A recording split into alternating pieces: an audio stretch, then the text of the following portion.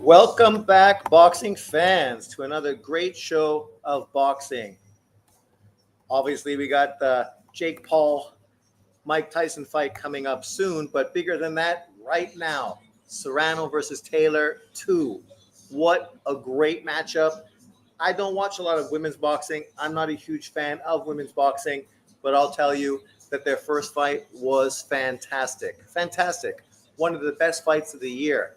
Serrano, 7 world titles in 7 different weight classes. She is literally the Manny Pacquiao of female boxing. And now she's here. If Serrano wins in the rematch, then it builds up a potential trilogy fight.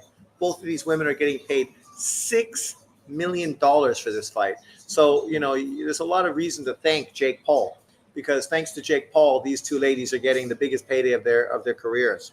Katie is a little bit over the hill. She is 38 years old, but we saw Bivol just fight Beterbiev, who was over the hill. Beterbiev was able to win. We've just seen recently Lomachenko, who was 36, 37 years old when he fought Devin Haney. He didn't get the win, but the majority of people felt he did win the fight. So, the truth is Katie Taylor is the better boxer, but she does leave her chin up. Serrano is the bigger puncher, but her defense is not nearly as good. My Netflix is okay. So far, so good. But you imagine all the people watching this fight card, right? This is the benefit of putting it on an app and not charging money outside of the subscription fee. This fight is going to be watched huge globally. Like one of my ex-kids, I just saw him because we just had a school event, and his dad said, "Oh, you going home to watch the fight?" I'm like, "Yes, I'm going right now." Serrano is hotter. That's how I make my female boxing picks.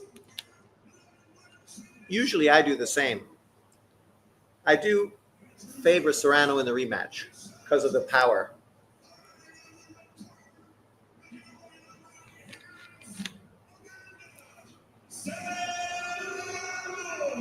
Woo! For Amanda, this is big. If she beats Taylor right now, huge. But yet Clarissa Shields will still say she's the GOAT. Yet compare her career and her resume to these two women. Subpar. Right now, she's super angry that she's not involved in this kind of fight with the Dallas cheerleaders there in AT&T. This shit's huge.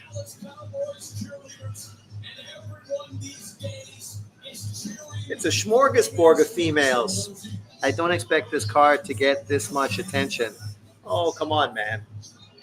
This is all people are talking about, even casual fans. I just said, in Taiwan, a father of one of my ex-students was talking about this. My friend who doesn't watch boxing was asking me when this fight was on. Everybody wants to see Mike, of course. Everybody wants to see Mike. The big slap yesterday, that definitely helped sell it as well. –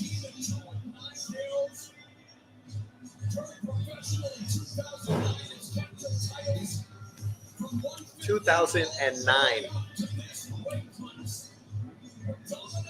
You got to say Amanda Serrano is easily the greatest female boxer of all time.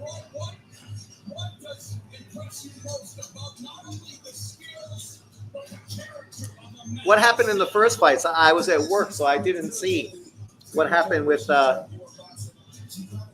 all the other guys. Let me check it out. I missed the freak fights. We just want her entrance. We don't need all the talk in Roy. Even Roy's back. Imagine. When's the last time Roy Jones did a fight card? It's good, but when's the last time? I can't remember.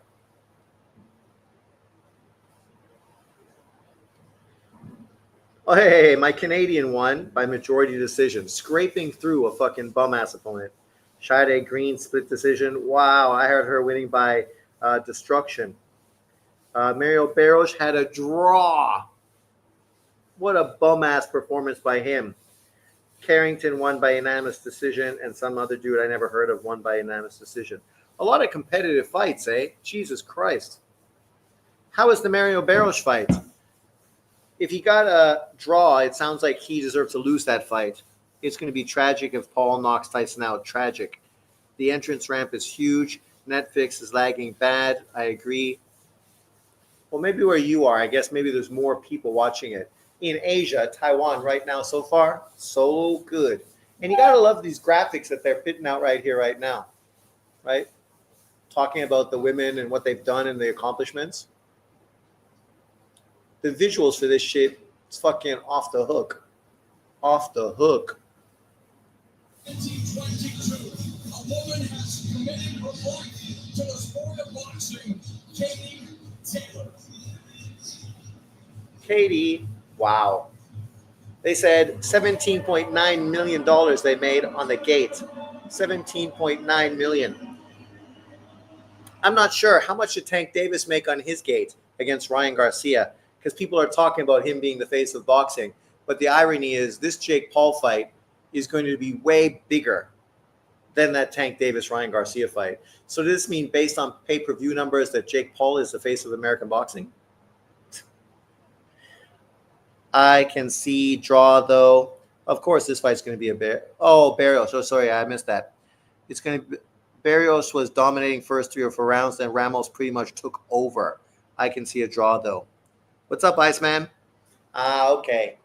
Fucking that old-ass fucking dude, Ramos, fucking made it that competitive, eh? Oh, and Benavidez versus Morale is official February 1st. Yeah, now that they're going to do Tank Davis in March, November, December, January, February, now March. Literally 5 months later than the original date. And then you're still going to have knockout boxing capping all over the place, acting like fucking money is not an issue. Taylor. Let's go, Katie. Establish the jab and distance early in the fight. Don't engage early.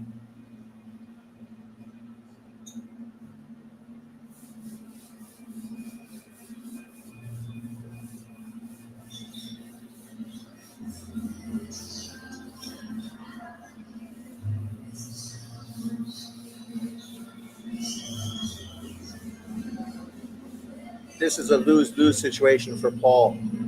Lose-lose? No. He made $40 million. How's it lose-lose? If he loses to Tyson, he loses to Tyson. If he beats Tyson, everybody is just going to say that Tyson was old. I mean, you could say it's lose-lose, but this is just going to set up his next pay-per-view. Katie. First fight in Texas, regarded by many as Ireland's greatest ever athlete tour, trailblazing achievements. When boxing was banned from females in Ireland, she would disguise herself as a boy in order to fight. She's not just been one of the most decorated champions in the ring, but one of the most inspiring and committed advocates. I think her story, when they make a movie, is going to be good. My dad is the same age as Tyson. Yeah, Tyson's only 2 years older than me, maybe 1.5. But I look better. I'm more preserved.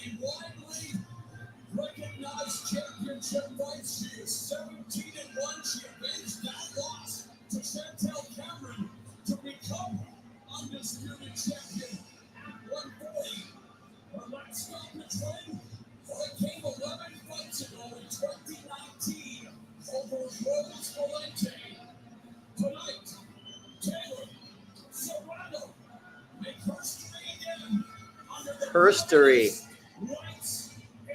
I can't watch it. Netflix is on ass right now. Really? Just close it and restart it. Are you on a computer or on a TV?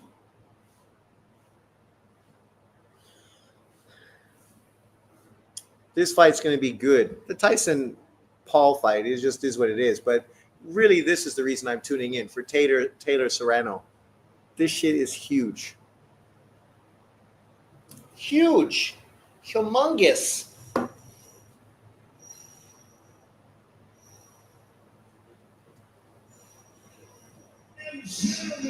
Who's this guy?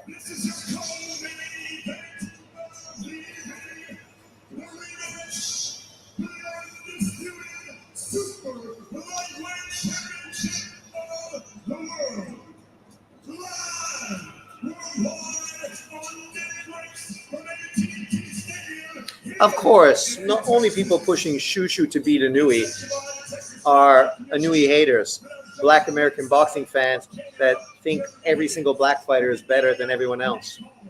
Shushu's good, but slow your roll. The dude's never even won a world title yet.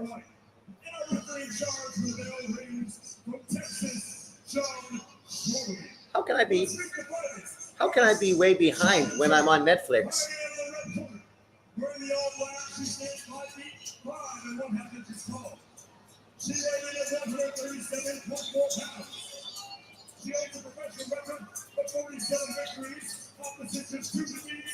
She's old too, eh? 36, only 2 years age difference between them.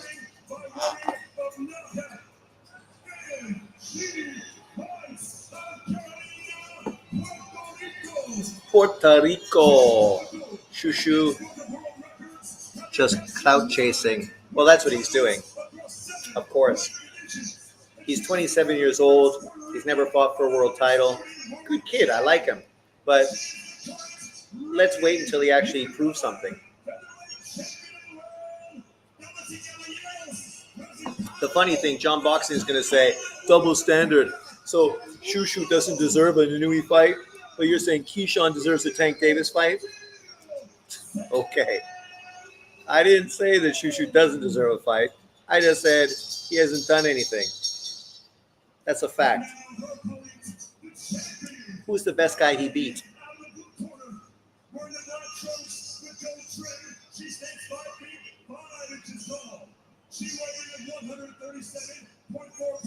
Don't tell me.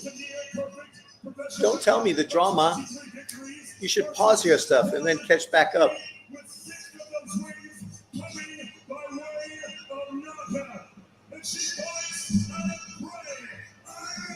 Ireland.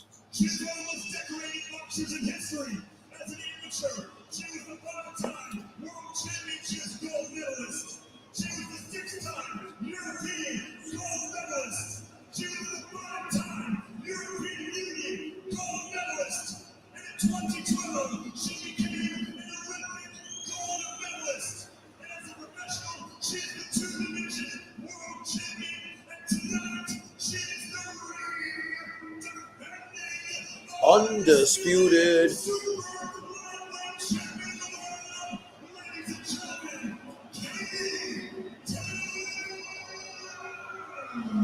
Katie, let's get it on. Are they going to sing national anthems? Fuck, then I'm going to be like literally fucking 15 minutes behind fucking everybody.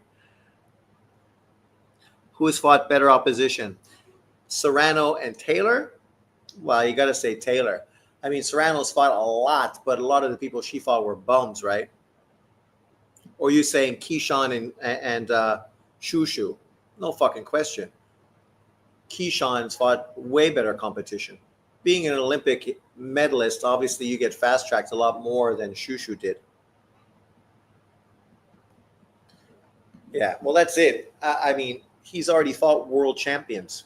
Shushu hasn't fought any world champions. Here we go, round one. You guys already know the result, but for me, it's fresh and new. These 2-minute rounds, right? This fight will be over fucking before I blow my nose.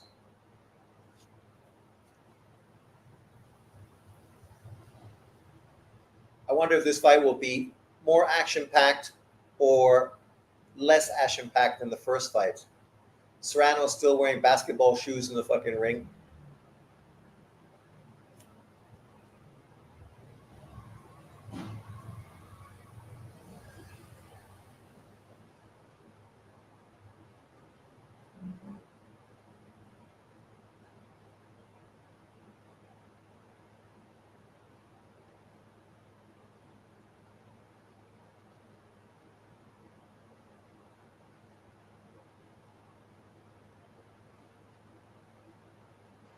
Should jump back in. Nice jab from Serrano. Catching her going out. That's the thing. Taylor's chin is always up, eh? She's like Ryan Garcia. When she throws her shots.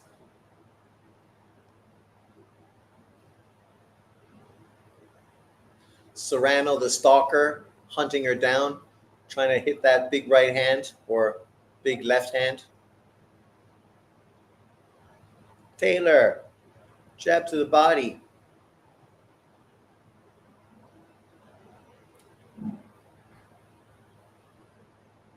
Get off. Oh, that was a nice right hand from Taylor. Clean, nice punch. Caught her coming in. Oh, that punch was partially blocked by Taylor.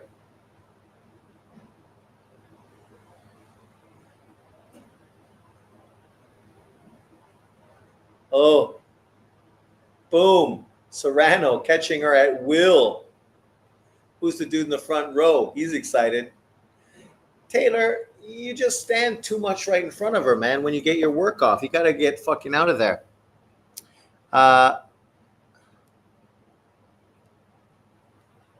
Is yours buffering, Sean? Mine is okay. But imagine in America, right? There's way more people watching it than where I am. Hopefully, my Netflix can quit sucking. The streaming thing is so far not good. It's funny. The main event, it all freezes. Shushu is trash. He's not trash. He's just not great. When you think about who he fought today, it's not like a tough opponent. Who is he fighting? Some girl named Dana Coolwell. Serrano seems like her power is fucking off the hook, eh? Like, look at Taylor's face when she gets hit. Her punch resistance might be fucking gone. This might be an early knockout. 13-3, 8 KOs, this fucking guy from Australia that he fought. Round 2.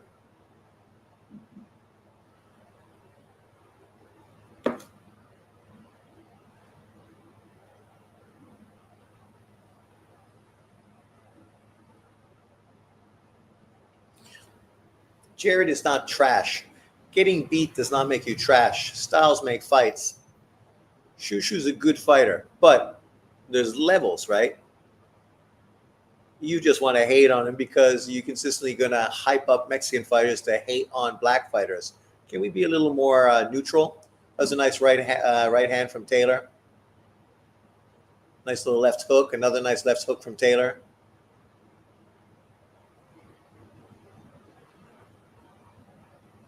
That left hook, the counter left, is there for Taylor all day. And then follow up with a nice straight right.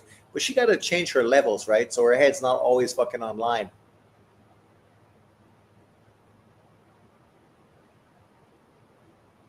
Now you're inside. Hit that body deep. Throw some short uppercuts on the inside.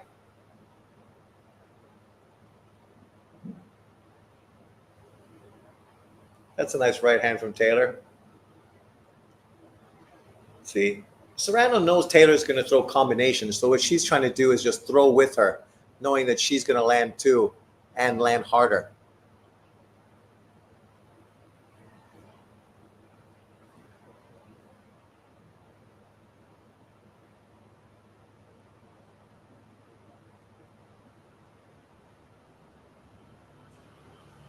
Get off the ropes. Get out of there, ref. Who's this ref? Boom. Nice little combination from Taylor. 1-1. First round Serrano. Second round Taylor.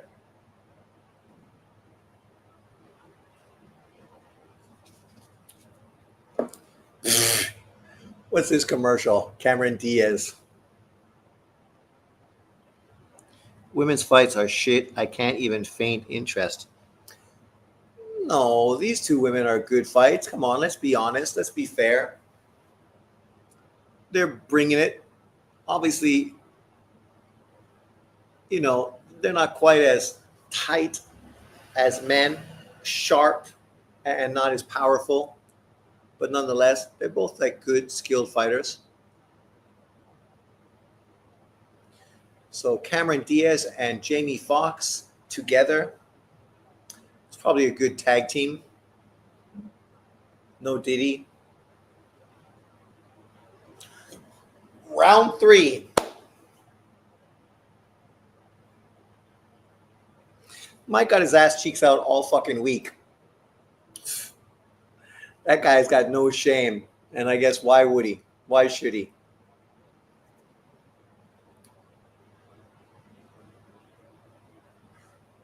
They think fucking Serrano won the second round. Come on, you obviously not watching fucking the fight. Just pressuring doesn't mean you're fucking winning the round. You got to land shots. Second round was clearly a Taylor round.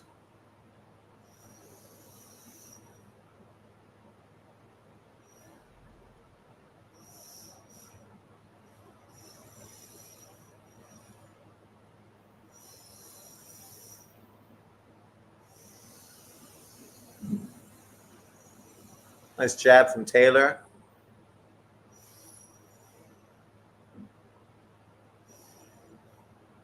So now Taylor is lowering her level, jumping in, holding and hitting, just to make sure she's not out there to get countered. Smart. Frustrate Serrano a bit. Serrano's there for an uppercut, Taylor.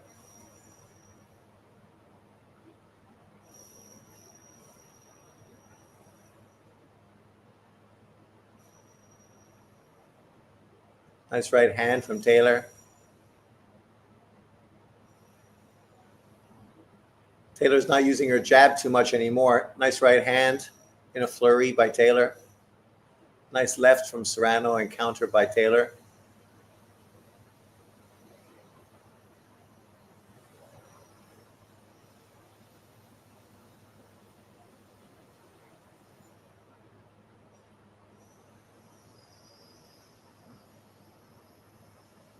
Keep your hands up, Taylor.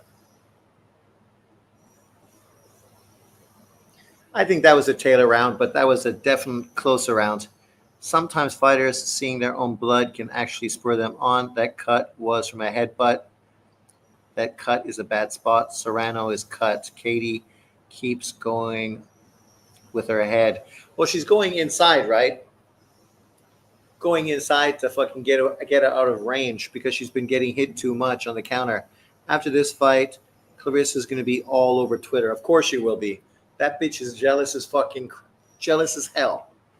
And the reality is she's never going to get a fucking fight this big because she doesn't have the opposition. Fucking Tyson with his pimply fucking ass.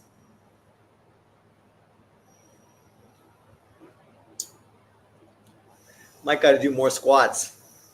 Is that what my ass looks like now? You guys want to see? No Diddy. Round 4. I think it could be 2-1 either women at this point. But on my card, I got Taylor up 2-1.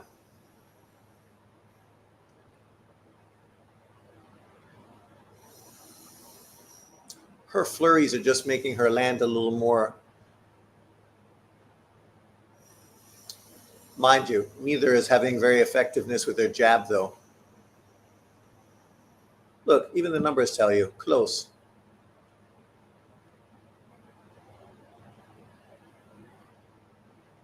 Oh, that was nice. Nice left hand from Taylor.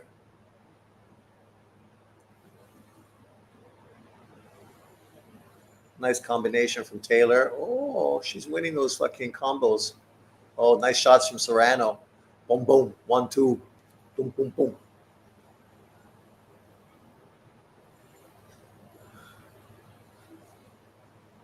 Oh, that was a nice hook. Catching Taylor fucking coming in.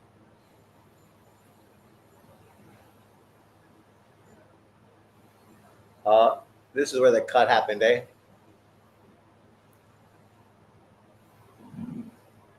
Serrano throwing those holding and uppercuts on the inside. Well, this is fair. The first fight, Taylor had a huge cut. Now Serrano has a cut.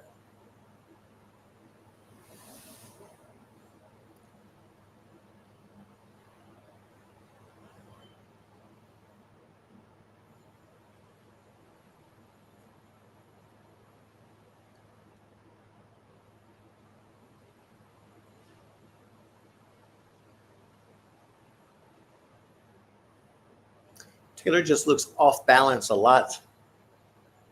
She's throwing punches but not moving her feet. Leaning. Oh, that was a nice shot from Serrano. Boom, to end the round. I got to give that round to Serrano. Clean. Nice shot. What's no, Wayne? No. 2-2.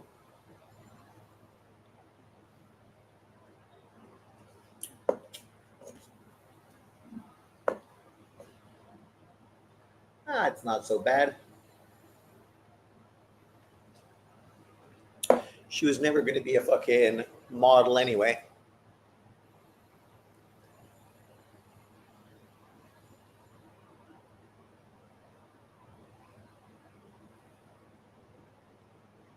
Taylor's still pushing that head in there. Ugh. Hey, Sean, I know you saw my Wildcats beat Duke. What do you mean your Wildcats? I was fucking all over that game. Great game.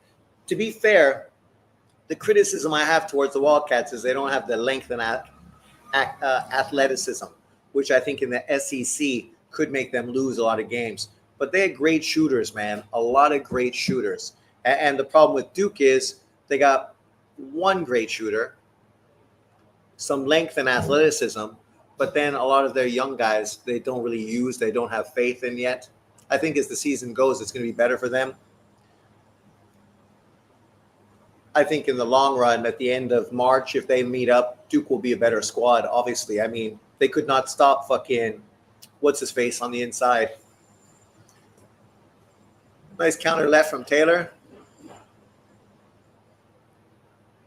You know she's coming, so just catch her. Catch her coming in. Serrano fights very tall.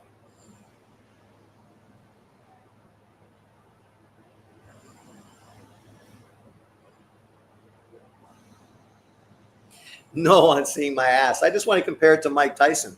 See if it's as saggy as his. I never look at it, so I don't know.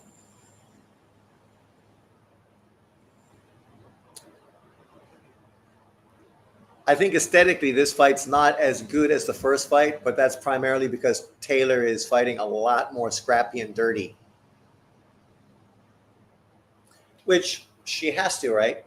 The last time she fought, it looked like she's going to get knocked the fuck out. And with her chin up the way it is, anything could happen.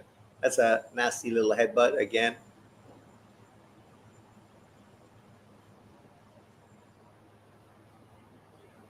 Serrano's getting frustrated.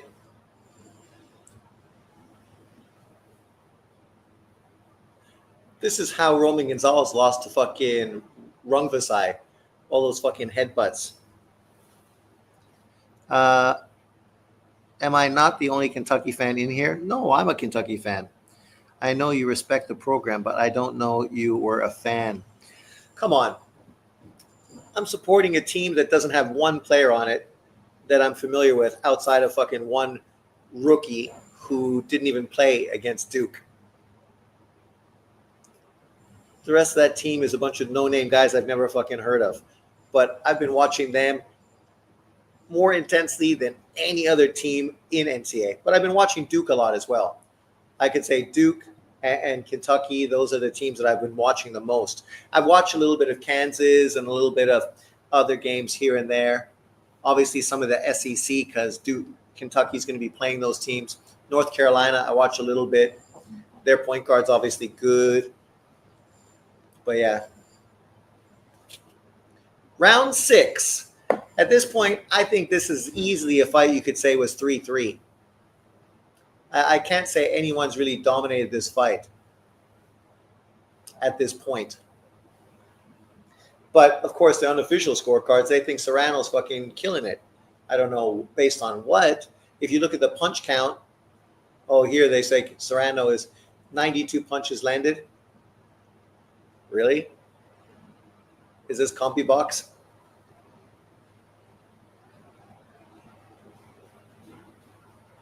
Serrano's throwing a lot of punches, but not a lot of the punches are landing clean. Not unless they're counting, like, nice counter left from Taylor. Not unless they're counting those body shots, but I can't imagine that they see too much of that. Oh, fuck. That cut is brutal now. Brutal.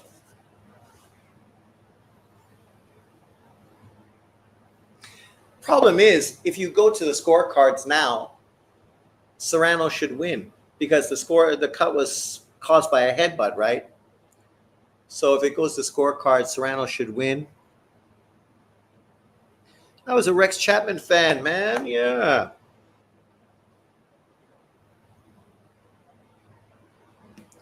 Yeah, me too. I love college basketball more than the pros.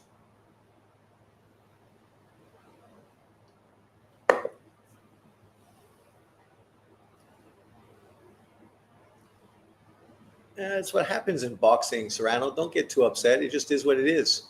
Go out there and do what you got to do. Don't fucking worry about the cut. Last fight, Taylor had a huge cut on her face. This one time, you do. Tit for tat. Oh, Taylor's catching her more now. Coming in straight and angry.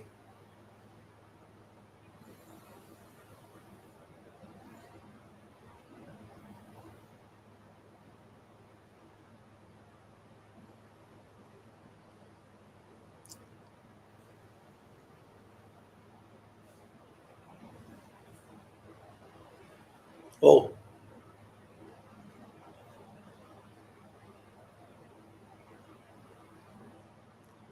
these women are throwing with bad intention.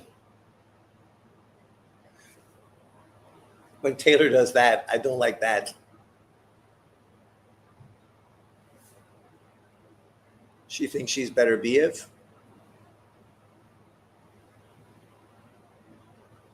Katie digging deep with the combinations now. Well, Serrano's digging deep after that fucking consecutive headbutts.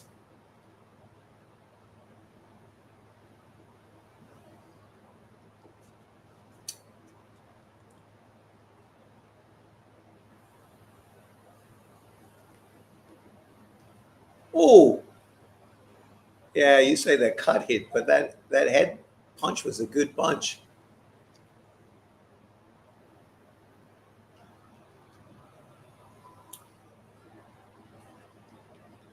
Yes, Southpaw Orthodox. We know, we know.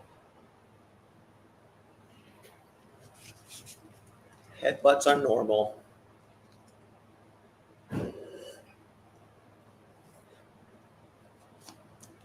Round 7. I'm upset we can't buy Celsius anymore in Taiwan. Before, you used to be able to find it at 7-Eleven. Taylor, you gotta like move your head when you throw those punches. Don't stand right in front of her fucking getting hit. What's the point of that? This is like Rock'em Sock'em Robots. You gotta like change your height, move to the side. See, you look at the dude that just fought Boots Ennis. If Katie Taylor was doing a little more of what that guy was doing, she'd be fucking destroying fucking Serrano right now. Just the stepping around, right? But she does, not doing the stepping around. She's just standing in front, wide stance, throwing feet with her fucking head out there straight, not really changing range.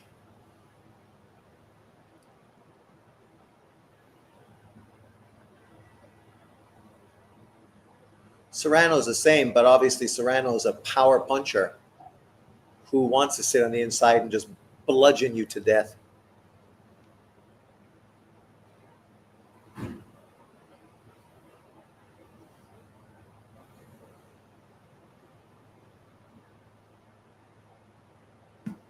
Well, if she keeps going with her head, then getting a point taken away is fair. We don't want to see disqualification, though. That would be shit.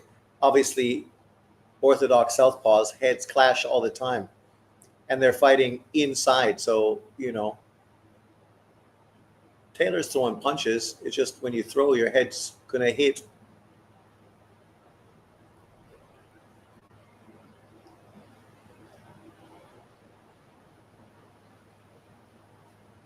Round 7.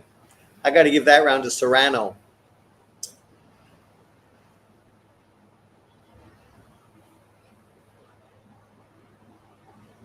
That dirty hoe. Taylor is leading with the head. What's dirty hoe? Calm down.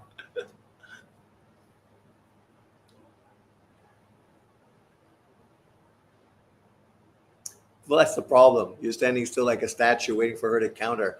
You're not fucking moving on the outside, changing reins, sliding fucking an angle. Not even a lot, just fucking a little bit. And now you can throw your punches, and then slide a little bit, and then throw your shots. Why are you fucking standing right in front, not moving your feet?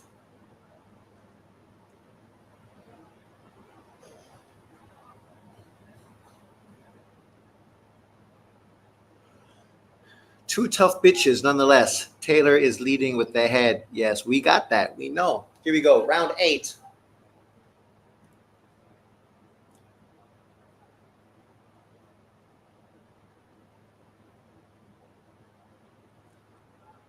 I don't know how. See, this just shows you that unofficial scoring is fucking whack. They literally gave round 7 to Taylor, even though that was a destructive round for fucking Serrano. See, Serrano, her body, head punches. She fights fucking stylistically. If you were one of these women, you'd want to be Serrano. High guard, big jab, big right hand, fucking body shots, uppercuts to the inside.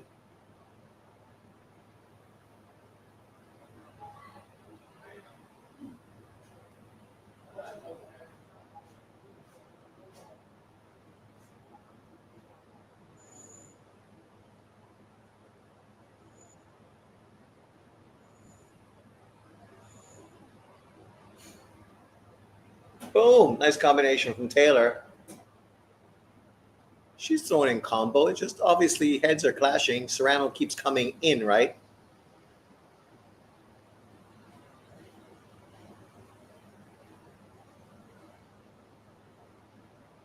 The head's to the side. You can't complain about that.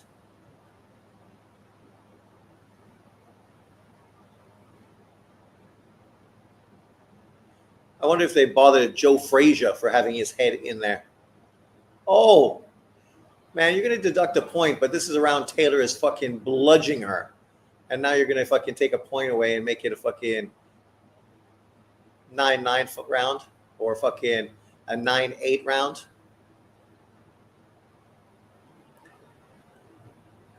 Look at everyone. The Puerto Ricans in the crowd. I gave up my Netflix. Will not quit buffering. Rubbing your head in the cut, that shit's fucking normal. Nothing wrong with doing that. That's part of boxing. As long as fucking the ref doesn't say anything, that's what you do, right?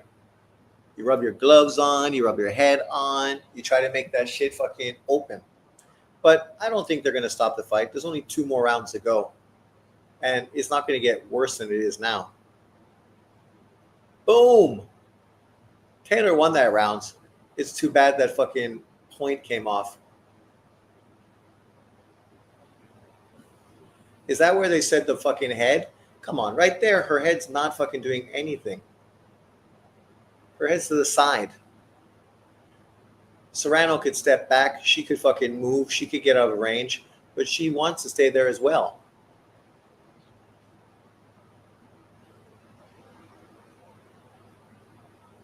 Round 9.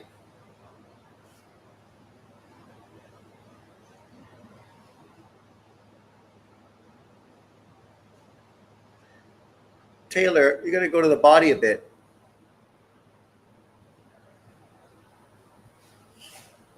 Nice left. Taylor's got the faster hands. Serrano's got the better power.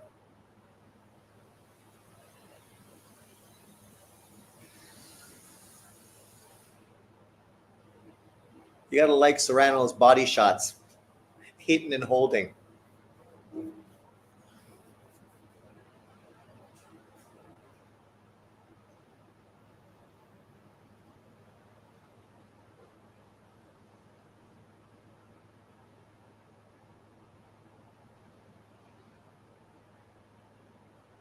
Taylor's a tough fucking son of a bitch, eh?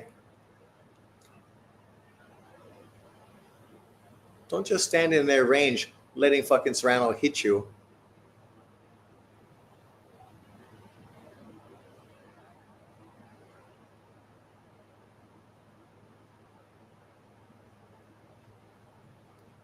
Oh, nice right hand from Taylor. Oh, another nice right hand from Taylor. See, when she changes her fucking position, readjusts, then she's more effective. Oh, look at the guy in the front row. What do you want her to do? Fucking fight exactly the way fucking you want her to so Serrano can knock her out? She's in the inside pushing Serrano back because when Serrano's pushing her against the ropes, she's fucking beating the crap out of her.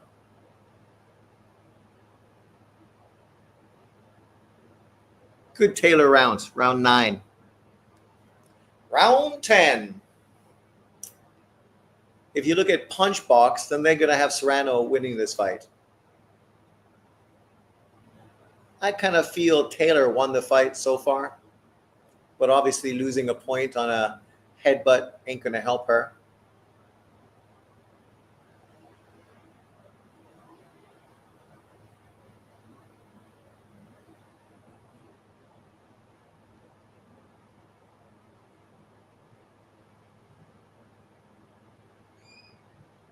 Machado.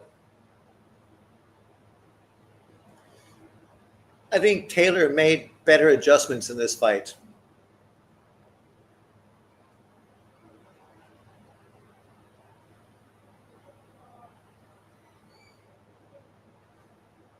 Serrano just came in thinking more of the same is going to win.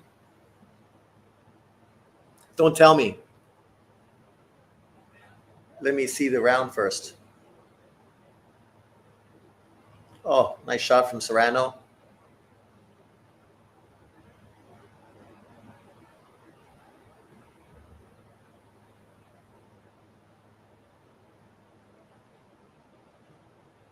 Both these girls got great fucking gas tanks. You got to give them that. Look at that. Neither person fucking. Move your fucking head. You got to ask yourself, whatever happened to the jab for these two women in this fight? After the first round, that jab fucking went away. You got to love those body shots from Serrano. And look at that hook. Nice. If it's coming down to the 10th round, Serrano's fucking winning so far. Oh, there you go, Taylor. That's it. Throw your punches, move your head, come back in, throw your punches, move your head. Don't stand there like that. Don't stand there like that.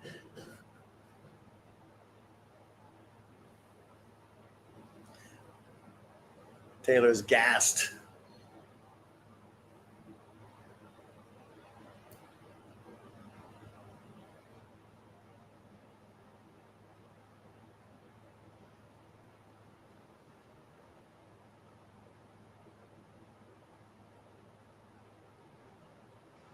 Oh, it's a good round for Serrano. Round 10.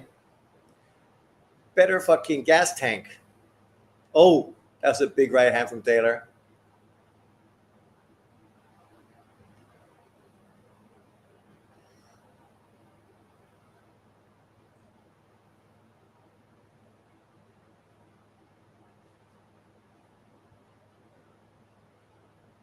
Oh, look at that.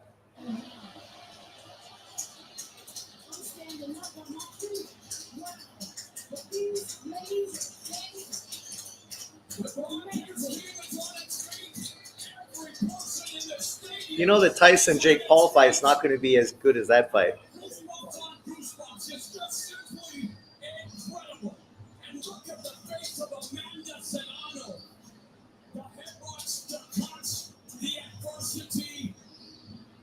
Yeah, some idiot. You.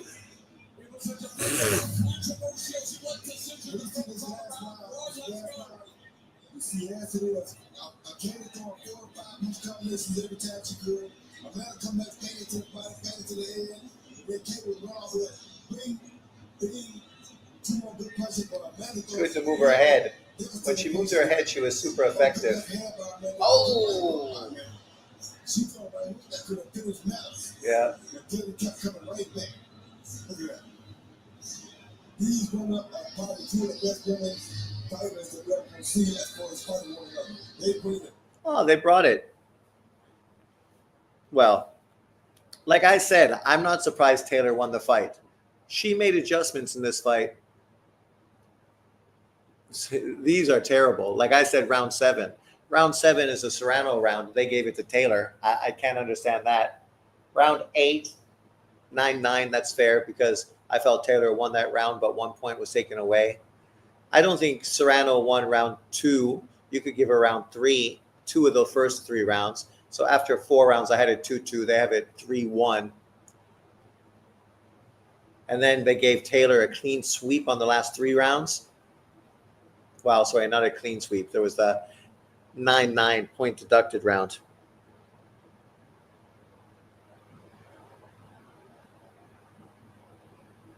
Yeah, it's close, right? I think 95-94 is pretty fair, to be fair. Jeremy Hayes of Canada, Nate Palmer of Indiana, and Jesse Reyes of Texas to determine who. See, only in the States do you fucking list what state people come from because they only have American judges. At least they had one from Canada. Taylor and Clarissa Shields as the only undisputed champions in 2 divisions. I know we're waiting on pins and needles. Serrano's going to be pissed with all the headbutts. But that's boxing. Come on. Make a fucking adjustments.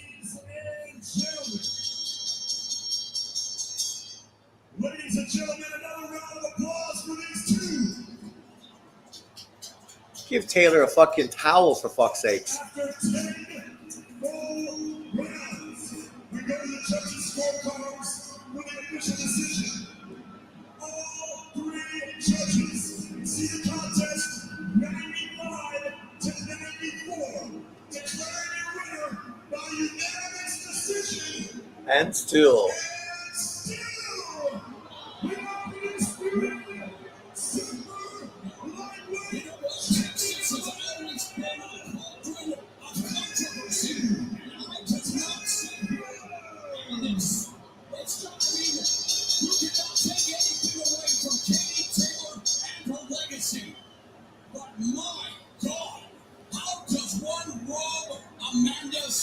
Listen to him. See, this is the problem with the media, right? Like, what do you mean a robbery? It ain't a fucking robbery.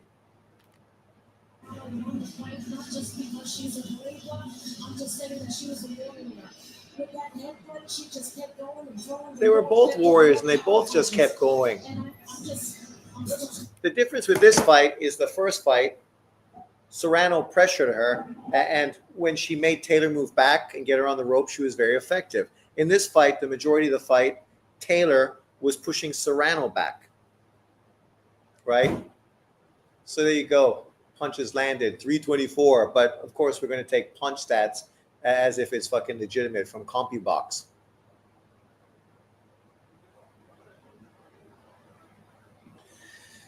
It's a close fight. I mean, but you win a fight based on how many rounds you win. That's how you do it. I mean, I think it could have been either way. It was a competitive fight, but I don't think anyone dominated the fight. Like, acting like it was a robbery that fucking Serrano was robbed. It's like, get fucked. What were you thinking before the judges announced the scorecards? Did you think you had done enough to win this fight? Well, that was a great challenger to fight, but I knew it was up to some flexible and I'm so warm. I'm just trying to go down on the floor this morning. Congratulations to my next fantastic champion. I think we may agree to actually manage the next fight, so the triple is on. Obviously, this crowd not agreeing with the decision, the broadcast team as well. How did you rebound? Biased broadcast team. It seemed like she rocked you late, and you were able to come back. How did you rebound? That's one of boxing knows. We spent some hard to record for those moments. I got any punch to change for me boxing. She's a current puncher. She's a very tough warrior. And I was prepared for that. I don't care if the commentary team or the crowd disagree because I don't know what the power the judges are over there. So thank you. Obviously, the club was very significant. Her team said that you were fighting dirty. What is your response? Fighting dirty. Oh no. Definitely agree with the point deduction, but Yeah, like Saturday wasn't flying dirty. Sometimes it gets rough in there, and you have to prepare for those moments. As far as your career and all the Let's great fucking accomplishments go. that you Drunk had, what does Irishman this is all mean for happy. you? So, Drunk Irishman, being a fair boxing fan, do you think Serrano was robbed? Just thank God for another amazing night. I'd like to get a word here with Amanda Serrano. Amanda. A great moment here. Arlington, show these two great warriors the respect that they deserve. And there's the Hey. Amanda, another supremely close fight. Your immediate reaction to the judges' The dude in the suit's pissed. Listen, I knew there was a judges that was going to be a little shady, but listen, I came here, I chose to be great. I went up 3 divisions. I lost some 2, and I dared to be great tonight. And I went up 3 divisions. I am the fucking world champion of the world. And I want to be great. I want to fight the best. And listen, it is what it is. She's, I'm a featherweight, man. You are a tough fighter, period. The cut obviously very significant. How much did it bother you throughout the fight? Listen, every time you get a cut, it bothers me. You get blood in your eye, they hurt, she kept headbutting me, but we knew that from the very beginning, from the first fight. That's what they do. She's not only my fight, she did it with Chantel Cameron. Listen, I'm a believer. I'm a die in this ring no matter what. No matter how many cuts I have in my face, I'm a fight to the very end. Towards the end of the fight, Jordan said that she was fighting dirty. The point was deducted. Do you think those headbutts were intentional on her part? I think 100%, because she does it in every fight. It's not the first fight. It was my first fight. I was 40-something fights. My first cut was ever. It was with Katie Taylor. Like I said, she did it with Chantel Cameron. And it's been other fights that I've seen her lose her head dirty, but it is what it is. I'm a champion. No matter what, I'm still a featherweight champion. I won at 3 divisions. Listen, I'm happy with my team. I'm super grateful. I'm honored to be here. Listen, I'm in Cherry's World right now, fighting on Netflix. Cherry's World, fighting on Netflix. Exactly. It could not get any bigger for you. I'm a millionaire now.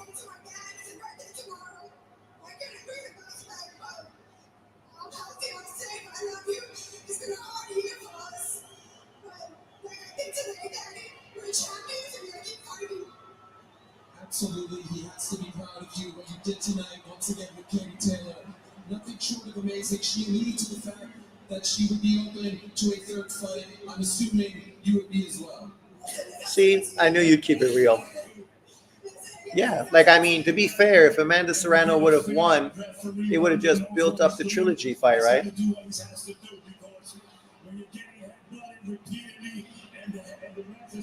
doing what he didn't do anything. You know what I'm saying? It was a lot of headbutting. Amanda Serrano has 50 fights. The first time she ever got cut was the first fight with Katie Taylor. If you look at Katie Taylor's fights, you'll see a lot of her opponents have gone out with grotesque, with sweating in their head. Look at the way Chantel Cameron looked, cuts in their face. She fought Nina Met. They stopped the fight on cuts, headbutt. So that's nothing new. That's what they do. They leave. Yeah, so then don't complain. Don't complain. If you know, then why are you fucking getting hit by the headbutts? Fuck. Let's do PFL, man. We love to get on PFL. That would be something nice, right?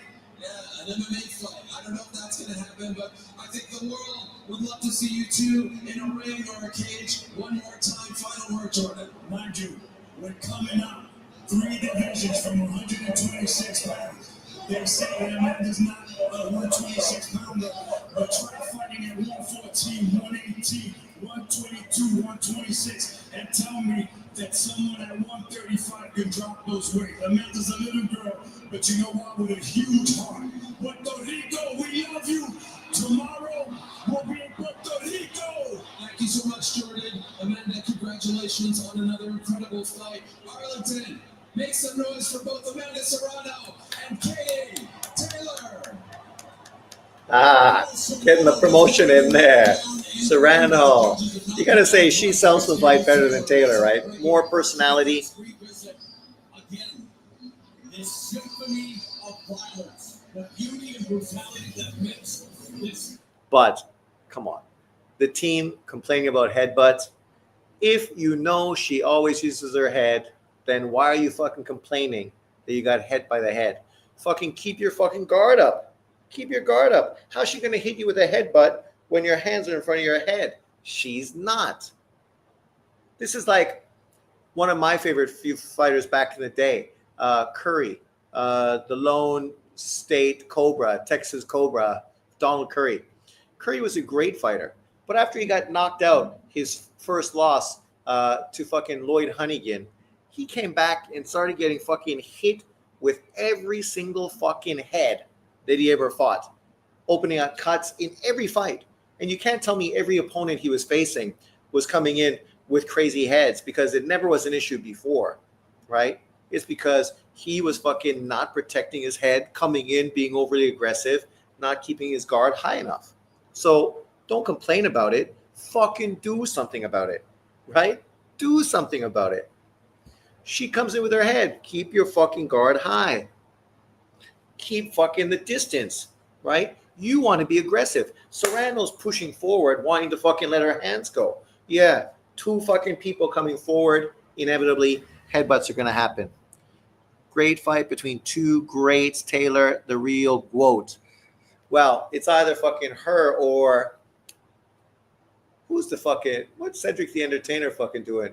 What's his outfit? Jesus Christ. Yes, it was obvious that Jake Paul and Mike Tyson are an unlikely pair, different backgrounds, different journeys, and different generations have led them to the exact same place at the exact same time, with the exact same goal. Next, Paul Tyson. Well, you know it's going to be a shit show, right? I mean, I respect Paul. I got nothing bad to say about him. And Tyson getting a big payday, easiest $20 million of his fucking career, right? Easiest $20 million of his career. He got kids. He needs to fucking take care of their future. Paul, young guy, can't complain. He's fucking, unlike his brother, he's literally fucking dedicated himself to boxing. And boxers are benefiting because of it. So hats off to fucking Jake Paul, the face of American boxing. Not Tank Davis.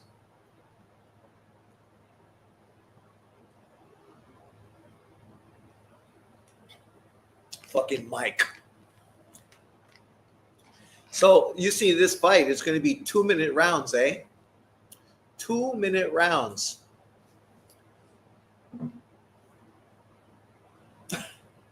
Mike, at his age, to fucking be doing what he's doing, hats off to him.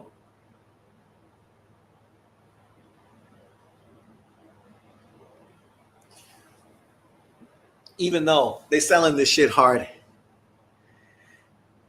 Tyson said he had some billionaire friends offering him the money he would make to fight Paul for him not to fight. Really?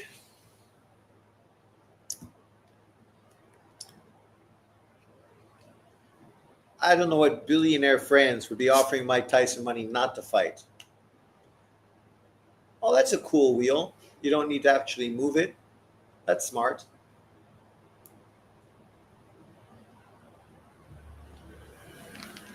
Mike's a fighter, man. You're going to pay him money not to fight? They should pay me money not to fight. I would say, okay, I'm all in. Let's do it.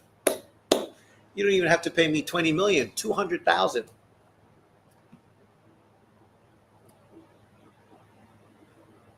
You know why this fight's successful is because, much like Rolly Romero, everybody hopes to see Jake Paul knock the fuck out, right? And people love Tyson, so they would love to see Tyson be the one to fucking knock Paul the fuck out. Unfortunately, in the process, potentially Tyson can lose a fight, and that's not quite a good look, even though he is old man. Sorry, not an old man. Prime.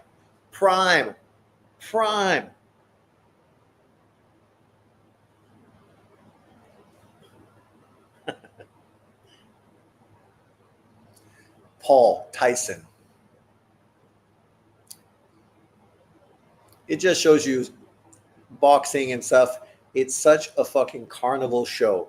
It always has been a carnival show. The problem is hardcore boxing fans They have these unrealistic expectations, and a lot of them are delusional fanboys. So you put unrealistic expectations with deluded fanboys together, and it just becomes fucking the YTBC, right? A really fucking crazy, fucking convoluted, fucking muddy area. What does Cedric the Entertainer know?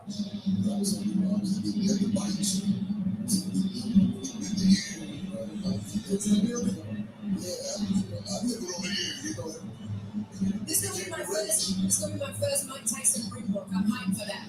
No road, no socks out. Yes. Staying strong like a rock. You ready for this fight? It's actually crazy. Is he ready for this fight? It's 8 rounds, 2 minutes, 16 minutes in total. 8 rounds. 15 years old. Well, we get ready to find out. I think Mike is as ready as he can be at 50. Only 8 rounds. Oh. Just think about it. Tyson ain't won a fight in about 20 years. Well, that's not true. He beat Roy Jones. So, and that was what, 2 years ago? 3 years ago? So,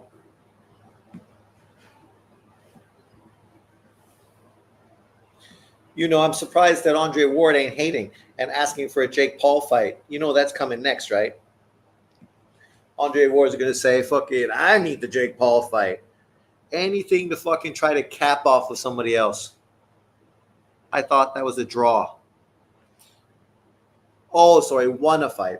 Sorry, my mistake. You're right. Yes. I wasn't looking at your statement so much.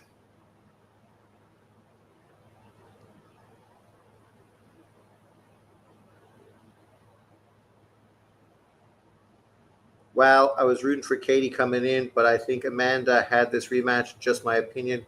What do you all think? Thoughts? Jamal Herring. Yeah, I think most people are going to favor Amanda Serrano in the rematch. She wasn't robbed. Get real. This is, of course, the guy who's CompuBox. So, of course, he's going to feel like fucking they're right. Robbed. Get real. This is a guy that also fucking felt Bivol won against Better BF. Like I just saw Paulie Malignaggi and fucking Algieri. These guys that are slick boxers or slick boxing fans, they just have such a narrow perspective of the sport of boxing. Ramos Barrios fight stole the show. I heard it was good, but what happened to fucking Barrios losing to a fucking old man, basically?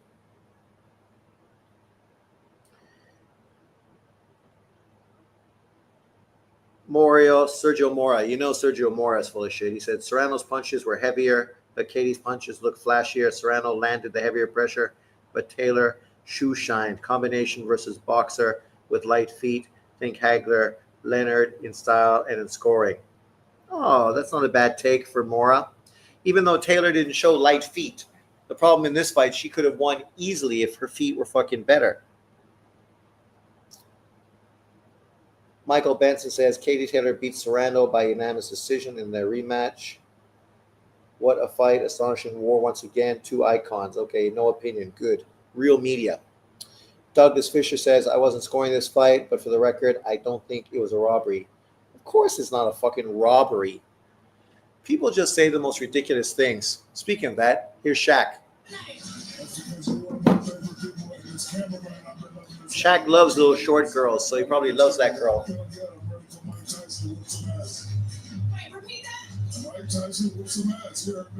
Mike Tyson will whoop some ass. What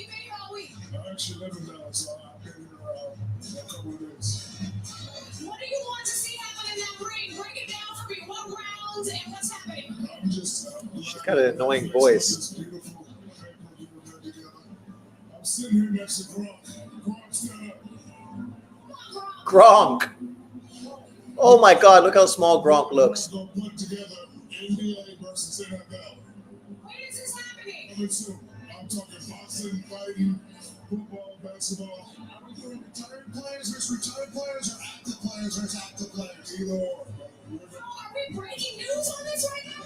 I just thought about it because me and Gronk been good friends and he challenged me to a fight. I said, okay, I'm not really a good friend. I'm ready to fight your ass. Hey, can we be the first main event? We'll be the first ones up. Can I Right here, you heard it first. We're making deals at the fight night. I would love to see them do what, I don't know if you guys, how old you are, but you remember when they used to do on ABC, or I think it was ABC, maybe CBS or NBC, but they used to do like superstars. I think that's what it was called. And they'd have athletes from every fucking sport, track and field, basketball, football, baseball, whatever. And then they'd have them do like different events and then obviously score points to see who was the best athlete, the top athlete. I love that shit as a kid. I would love to see them reinvent that now, right? Because that's kind of what Shaq is saying, to reinvent an old concept and make it new again. And I think that shit really would translate today. Because to be fair, a lot of these athletes, they're not really well known because most people today aren't hardcore sports fans like they used to be. They watch Sports Center, little clips and highlights, and that's what they know. You do this kind of event where everything is kind of a little clip, right? Something that really goes to YouTube very easily. And obviously you can eat it in small little segments and bites simply, right? You could have, of course, the main show, but then you could easily have each event, on YouTube and whatever. So very easy for people to follow and pay attention to, right? Didn't Evander outrun Carl Lewis? What's up, Jag? I don't know if he outran Carl Lewis. I can't remember the specifics, but I know Carl Lewis was on it. I think Evander, I remember Herschel Walker was dominant and quite a few other guys as well. But I love that shit. That would fucking be perfect for sports today. Because actually for the athletes, it gives them way more fucking social media credit as well.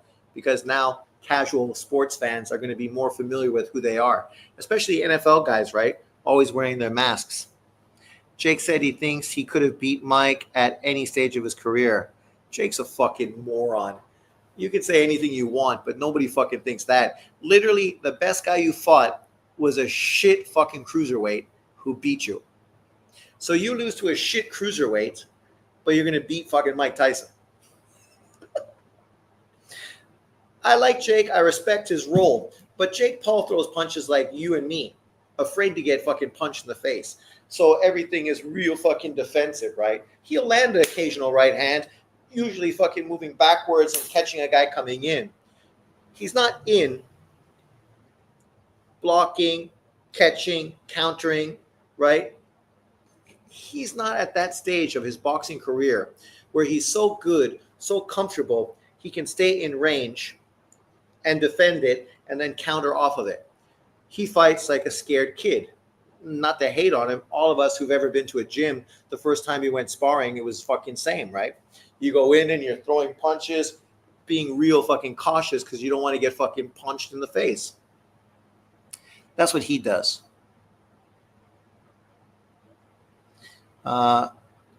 Did you see the undercard? Benitez Moro, Jesus Ramos is going to kill Rosario.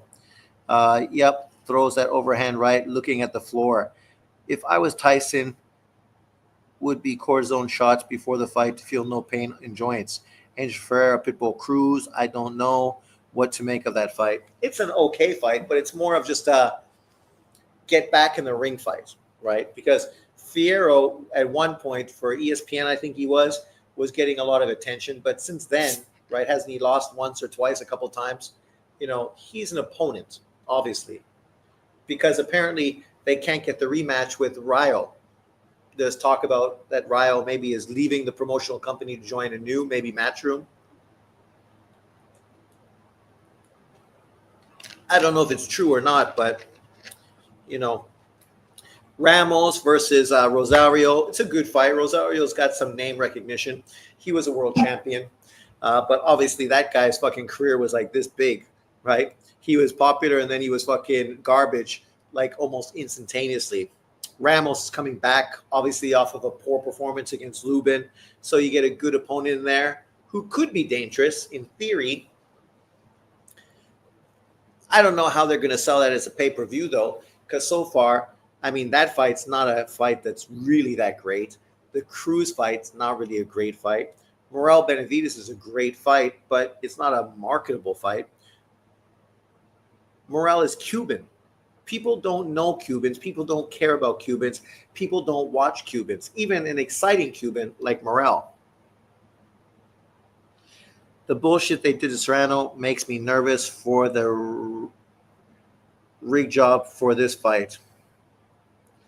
Ramos fought once since his loss to Lubin. Yeah, I know, but still, this is still a process, right? Moving forward, trying to fucking get to a point where you're confident you can earn a world title fight. Look at Jake Paul.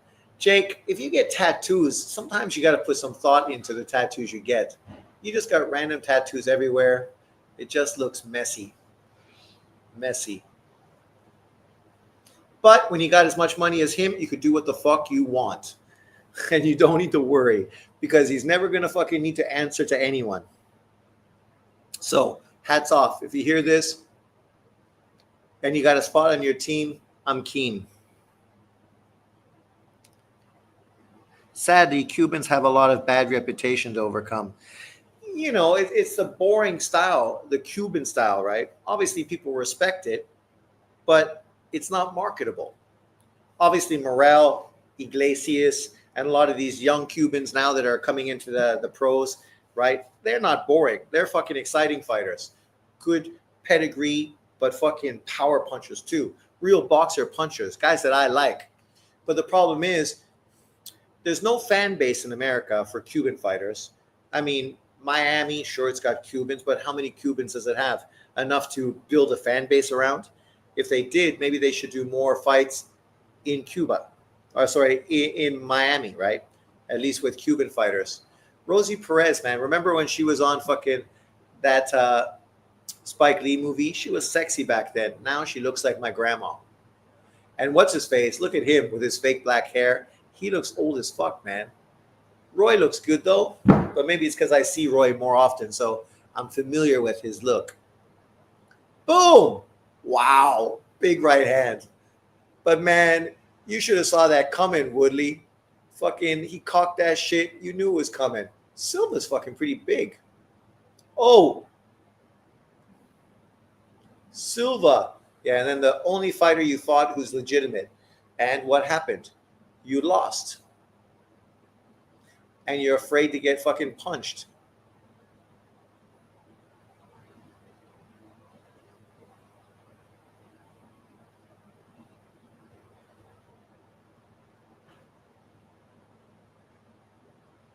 You better win, or fucking you were going to be disowned. Fucking Diaz. Diaz is well past your best, man. And I also think it's a different weight class. Didn't Diaz get dropped like about 14 times? I don't know who this guy is. August. Oh, that's a sweet uppercut.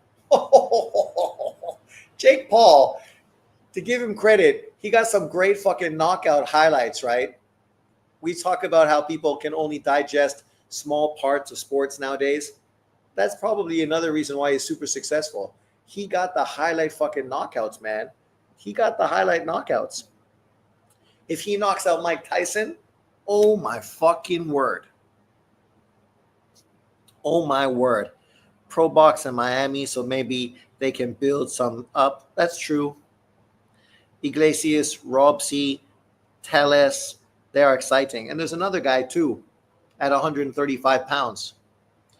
Tank Davis has become a joke. Well, 5 months, man. The fight's been pushed back. Dong, dong, dong. November, December, January, February, now March. But money's not an issue from fucking PBC. That's what these PBC fanatics fucking say. They don't talk about how PBC only did 5 fights in 2025 or 2024. 5 fights. 5 fight cards. That's a third of what they did in 2023. Tank Davis fight moved back 5 months. And you think somehow that the PBC is fucking rolling in the dough. We know they don't get any money from Amazon Prime.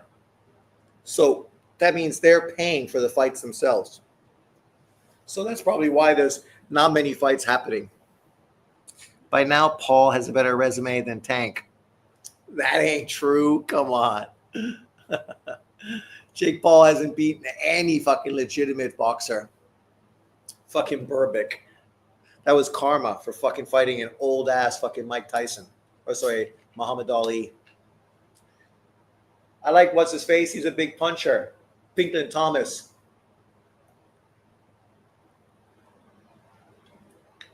Oh, tough motherfucker. He's taking those shots. Oh, Tyrell Biggs, the man that took his Olympics position.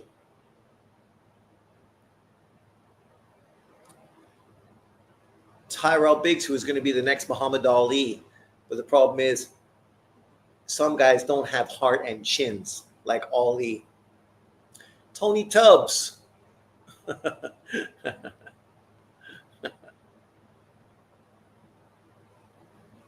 Oh, fucking Spinks. Spinks did not want that work. Oh, body shot hurts. Oh.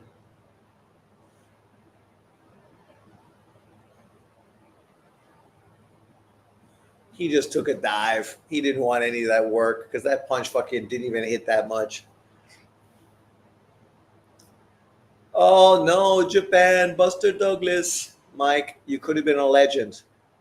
You got to get that 8th round knockout. There, right there. Right there, you should have jumped on him and finished him, man. Instead, you let him fucking box your fucking ears off. Oh, Buster Douglas shocks the world. Shocks the world. What a fucking victory. And then Evander Holyfield fucking destroyed him. I felt Taylor won, but at the same time, I could see Sarando winning as well. I mean, it was a very close fight. What's up, JD? All those Japanese soap girls took his legs. Exactly. He was eating too much sushi off of naked fucking Japanese girls. Oh, here you are. Jones and Tyson. See, I think this version of Tyson's much better than that version. I think he's in better shape. Fucking Roy. Roy's just happy to cash a check because Roy ducked Tyson in the real pros, and he did, and he should.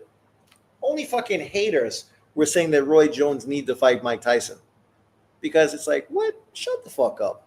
Why is Roy Jones, a light heavyweight who moved up from middleweight, need to fight Mike Tyson at heavyweight? Because they was scripted, right? They were both getting a fight. There was going to be a draw, so there was no malice. It was just a big payday for both of them.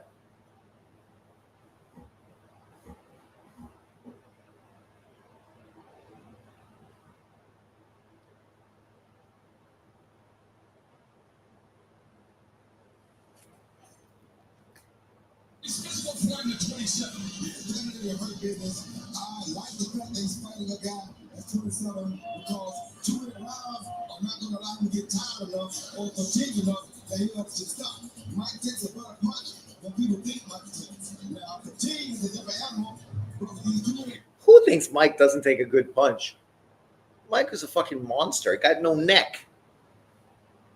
Jones gassed out bad, though. 1 fight a year. I mean, the Frank Martin win is good, but you're going to fight once a year. Try to make it big. The Ryo fight, should have sold. What are you saying, David? That he should have fought Ryo? He should have. Yes, the Barrel Schwinn didn't age well. He just struggled with an old fucking guy that's nothing special. But that's not a surprise, man. Nobody rated the fucking Barrel Schwinn. It was the same as when fucking Canelo moved up and took on that fucking English dude. I don't even remember his name.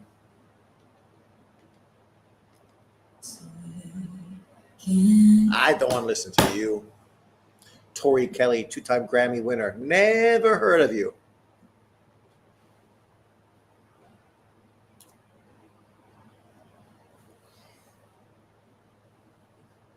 Well, it sounded like everybody struggled on that card, to be fair, right? Like who dominated? Barros had a draw.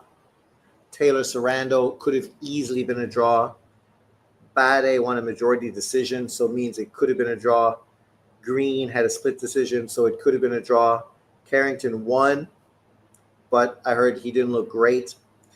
And then the other guy, the Indian guy, won by unanimous decision, but I don't know who he is.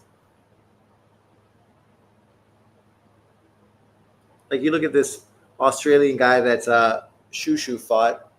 So you could beat fucking Inui, but you can't dominate and beat that guy. Who's that guy? Amros is tough dude. I know he is old. Yeah. This kid's 25. He lost to a guy in Eder Lucas, 16-0. Lost to Jake Wiley, 4-0. And then fought a bunch of people I've never fucking heard of. Had an 8-round fight with Carrington. Lost every round, but, you know, it is what it is. You're supposed to beat that guy. Lucas Bade, my Canadian fighter. People were criticizing him earlier on. You look good, but you should look good. You're fighting a nobody. Bade fought a guy who was 14-0, so at least he's undefeated. An Irishman. He's a very dark-looking Irishman. Italian fucking Irish. A guy who, previous to fighting this Bade guy, fought a guy 10-6. So, again, not a fucking tough opponent. Scored a knockdown. Well, he should have scored a knockdown. He's fighting a guy. Oh, there's the man. You get thrown in, right, with a good payday against a fucking unknown opponent that you're supposed to destroy.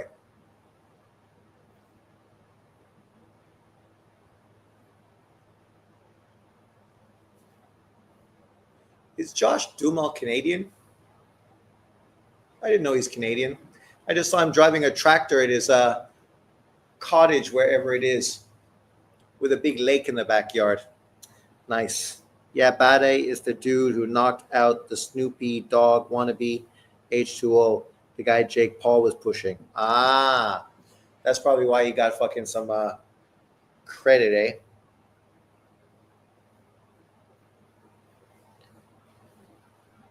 That must have been that guy Ashton Skiles or Sylvia, 11-0. This dude,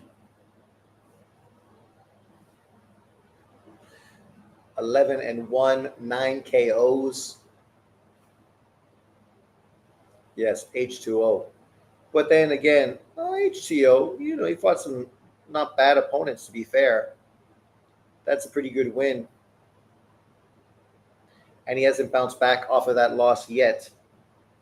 Mind you, it was July, but he probably should get back in the ring and do something. Yeah, that was good win at the time. Sylvie is pretty skilled. Yeah, and he fought some good opponents. Not big-name opponents, but quality opponents. 14-ounce gloves. 2 rounds.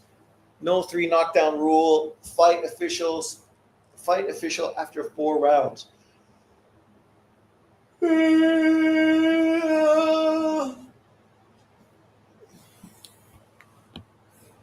Oh, I wonder if my buddy's watching the fight.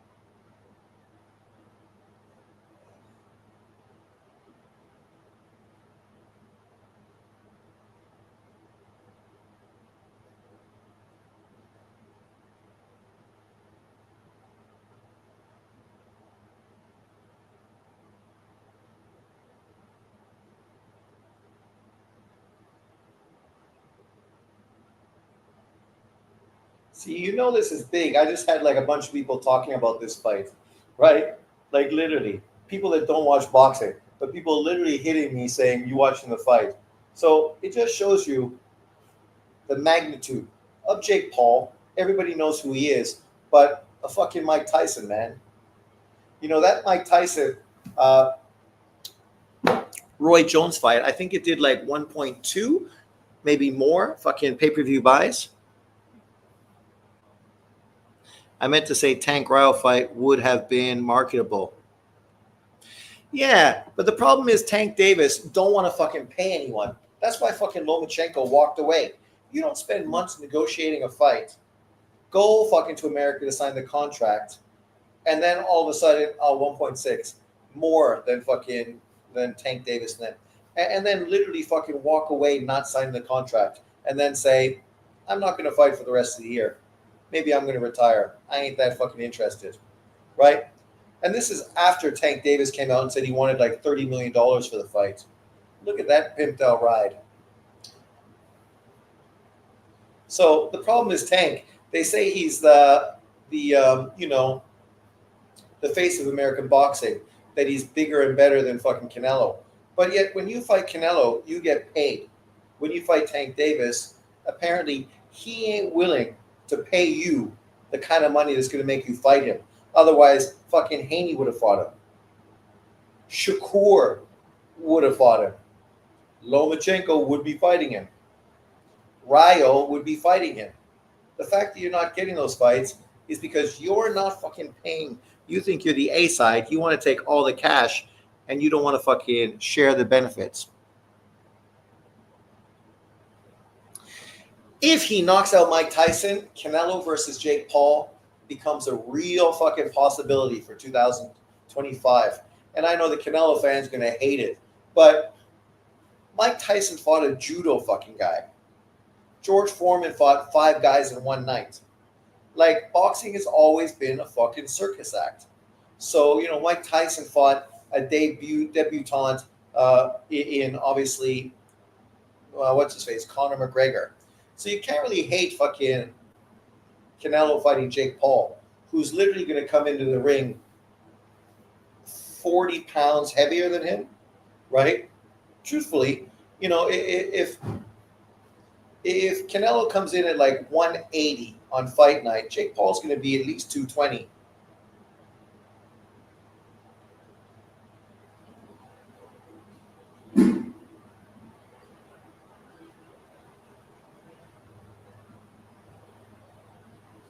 Well, they don't want to fight De Los Santos because he's coming off of a loss that didn't look so good. And obviously, it was a terrible fucking performance. If he would have lost an entertaining fight, maybe it would be different. But he lost a fucking terrible fight. Brutal. That's a weird entrance. Like, why take the car in there? Spray hairspray on, and then fucking... I don't get it.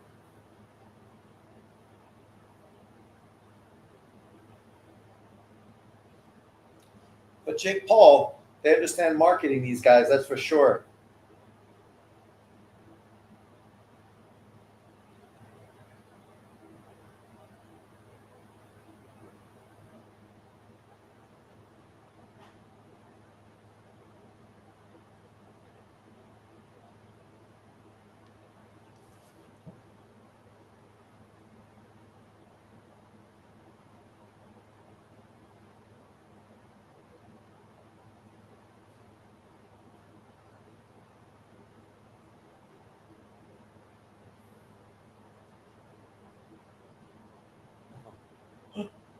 Look at fucking the money sign on his fucking pants, eh?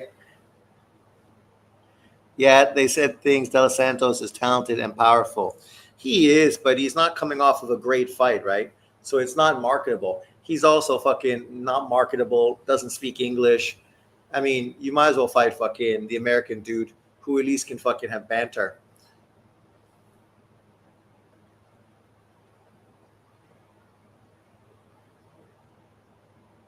Tank fight Russell and Lamont. It's not like Puello dominated him. 140-pound Russell. Yeah, the problem is he coming off of a loss to Puelo. Puelo, I mean, why doesn't he fight Puelo? That was a fight that people were talking about for the 140-pound WBA title not that long ago, right? As a possibility. It's still a possibility now for the WBC title. Tank Davis could go up, beat Puelo, win the WBC title, and then fight fucking Ryo for the WBA. And at that point, have 2 of the 4 titles, potentially then go on and fucking beat Lopez, which is a huge fight. That's a fight that actually makes sense. With this 5-month delay, they totally could have got a better opponent than Lamont Roach. And that's just what people are saying. And I mean, it's fair, right? But oh no, everybody's ducking him. No, he ain't paying people. He's not paying people. Shakur would rather risk fighting a dangerous fighter like Zepeda for, good money instead of fighting a dangerous fighter like Tank Davis, which is a fucking huge legacy fight for fucking much more money. Now you tell me, you could fight this guy who's real dangerous and stylistically could be really dangerous to you for $2 million. I don't know how much he's going to make. Let's say 3. He's got like a cap. Or you could fight this guy for $10 million. He's dangerous, but he's not that active. He's just a hard puncher. He doesn't throw a lot. But, you could still potentially beat him. You beat him, and that shit fucking builds your legacy instantaneously. Mike,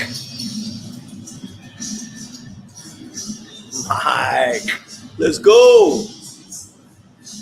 Oh, Mike almost tripped. Fucking knocked himself out right at the beginning.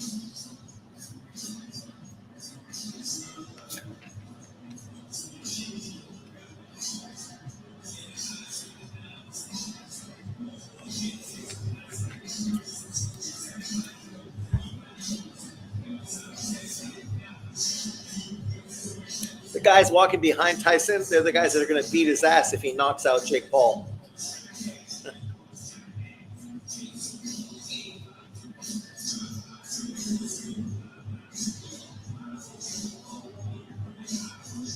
You and fucking Nunez. Come on, man. Nunez is fighting fucking Karache. You're getting your wish. He's fighting for the IBF title.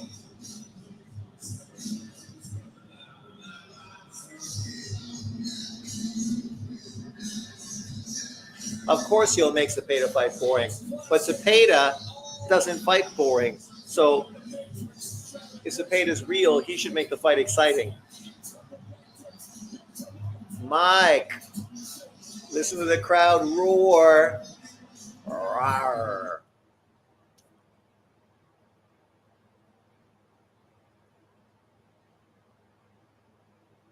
No, David, you're wrong. Karache is not going to unify.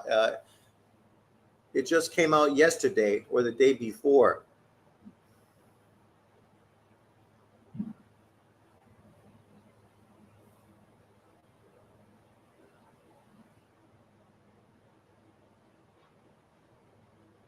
Done deal. Nothing beats Mike Tyson fight, the likes of cultural event. That's true, especially historically, eh? Raymond Ford will hopefully step up to the plate and fight him.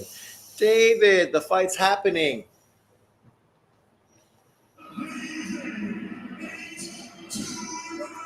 Those girls' faces are weird.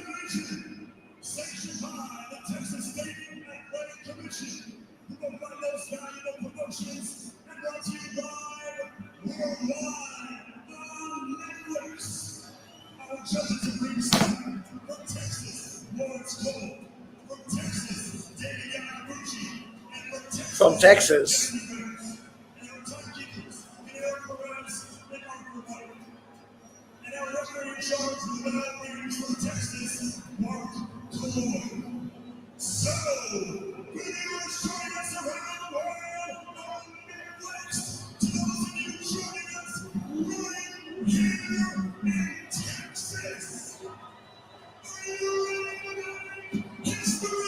Just confirmed yesterday.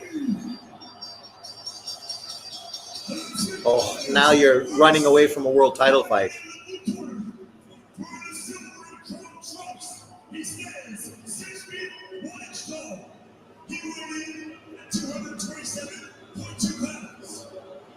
He holds a near perfect professional record of 10 victories, opposite just one defeat, with 7 of those wins coming by way of knockout.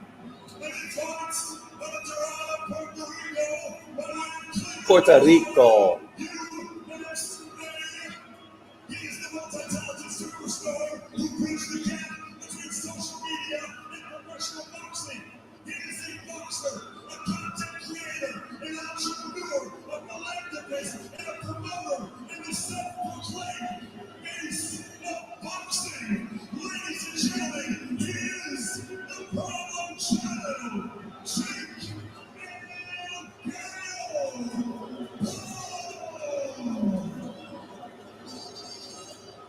Jake's woman, she's spending his money. Mike.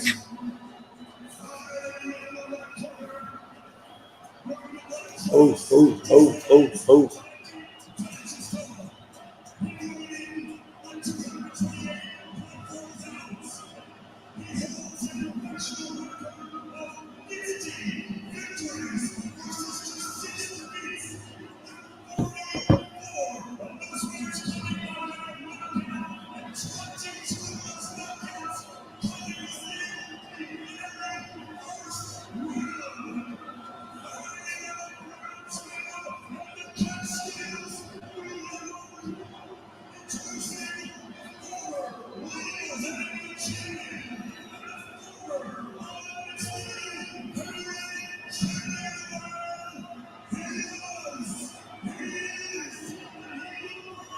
It's going to be scripted for sure.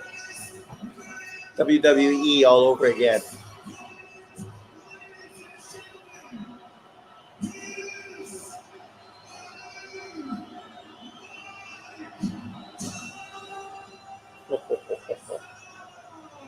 I wonder who the crowd's favoring. That's why you fight Tyson.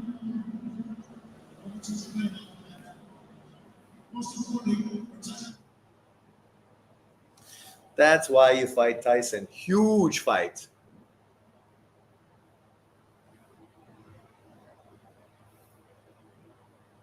Let's get it on. Here we go. Get your last bets in.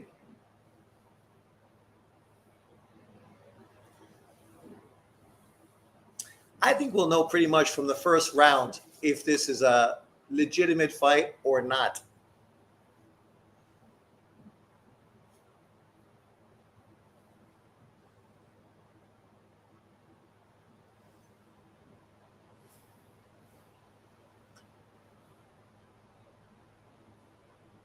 If it's legitimate, Jake Paul should be pushing him back, physically mauling him, and really being physical.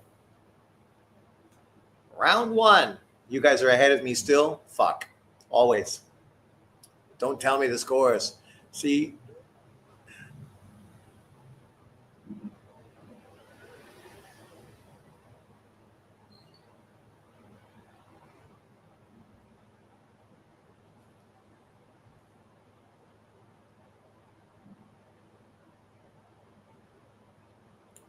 Nice straight right or left from Tyson.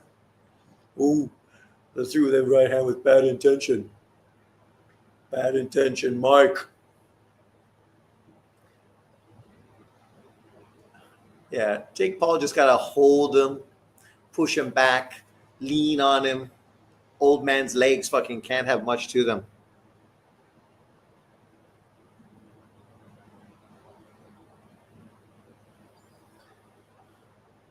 Come on, ref.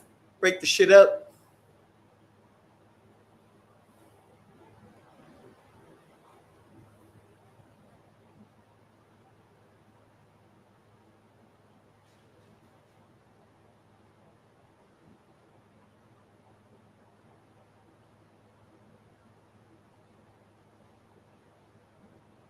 Jake Paul's jab is pretty good. That's the one good thing he's developed. Not bad. Ooh, big fucking right hand from Jake Paul.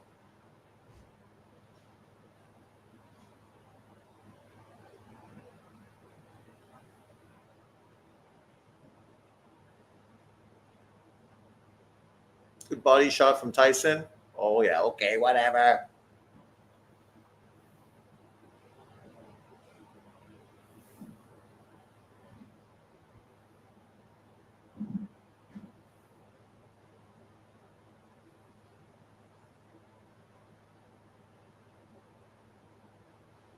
Is that 2 rounds? Damn. 2 rounds is too fucking quick. Yeah.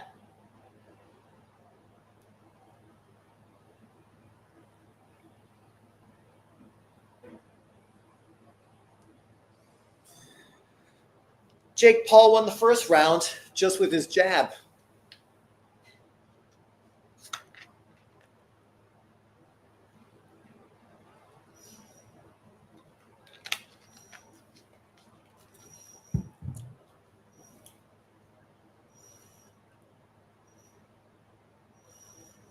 Ooh, grazing. Big right hand. That's the thing at 58 years old. Does Mike have fucking the reflexes? Do I have the reflexes? I don't know. I definitely don't have the legs anymore. That's for sure. Round 2. An 8-round fight. So this shit's going to be over quick.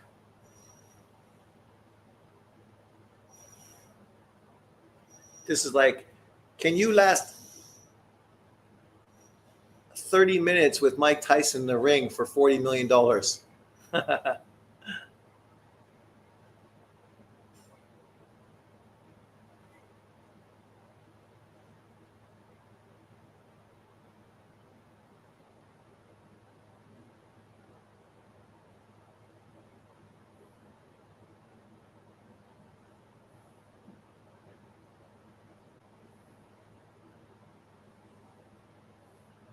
Hard for Tyson to get in range.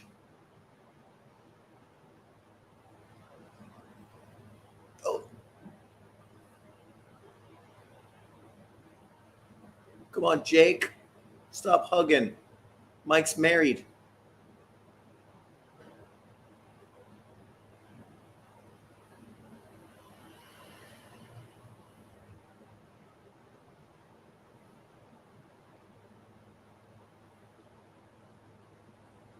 Two-minute rounds are way too short. Way too short. Mike, see, that's what I say. His legs are just not good, right? I understand because I'm 56 and my legs aren't fucking what they used to be.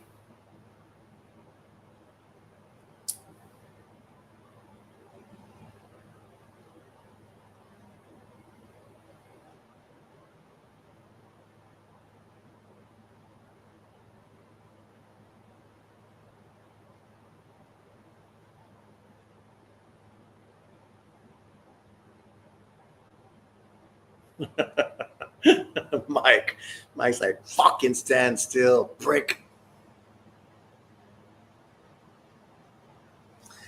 I think Jake Paul up 2-0.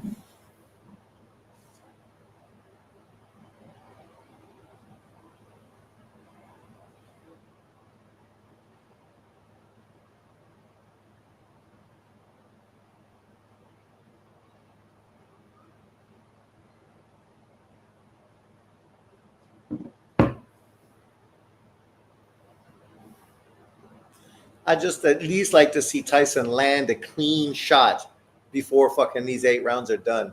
Just to see fucking if Jake Paul could take a shot.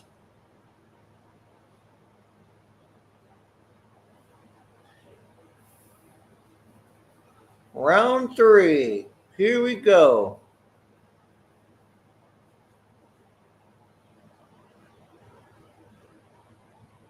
Oh.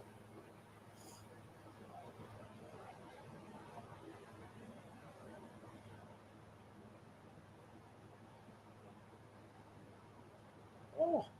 Good body shot from Paul.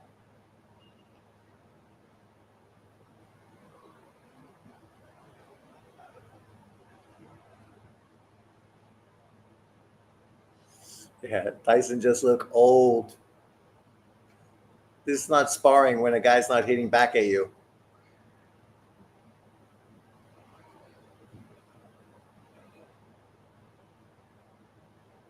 Slow hands.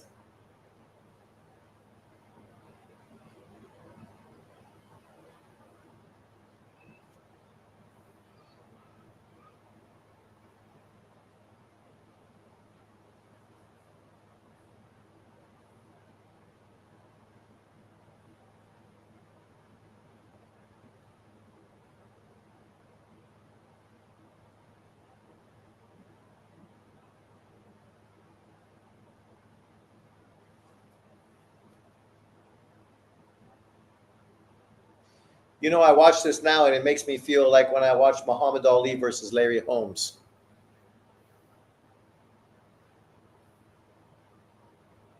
That's why I never was pushing this fight or excited about it. But it's like a car crash. It's hard not to fucking watch. But in hindsight, he might have wanted to take $20 million from his billionaire friends not to do it. Tyson biting his glove.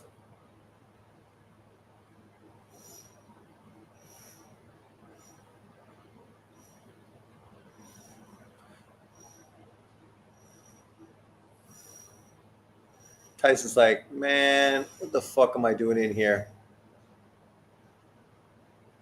I was done with boxing when I got out of jail. I don't know why I'm fucking doing this shit now.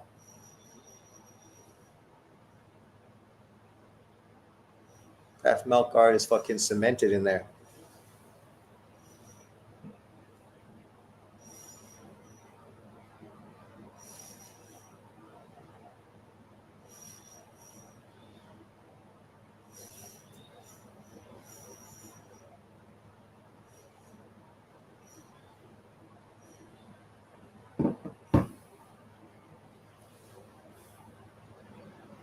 Mike don't need to be getting punched in the head at 58 years old. Oh. I think if Jake Paul knocks out Mike Tyson, he's going to be the most hated fucking man in America. It could really, really not help him moving forward, just as far as fan appeal. It's like when Larry Holmes beat fucking Ali. He never was able to really become a loved heavyweight champion because people fucking held it against him that he fought fucking Ali. Even though in the ring, he looked like fucking he did not enjoy it at all.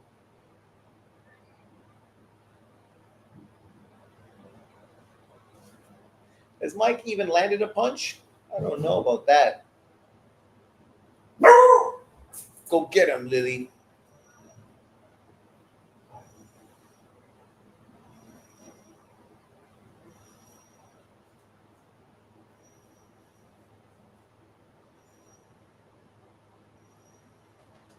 Yes, his legs don't look good. Well, that's just goes without saying.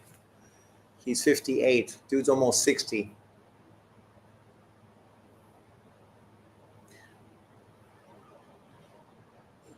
Boxing to stay in shape and boxing to fight a 27-year-old, it's different.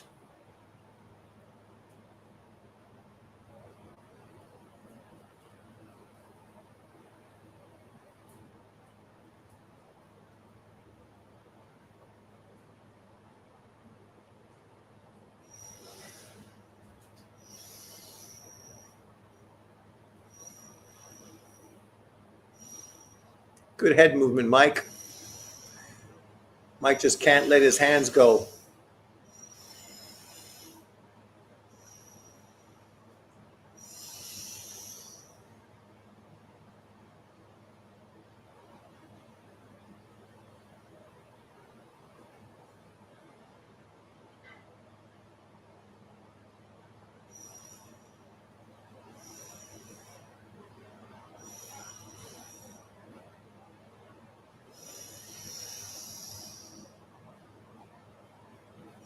Look at that walk back to the ring. Man, yeah.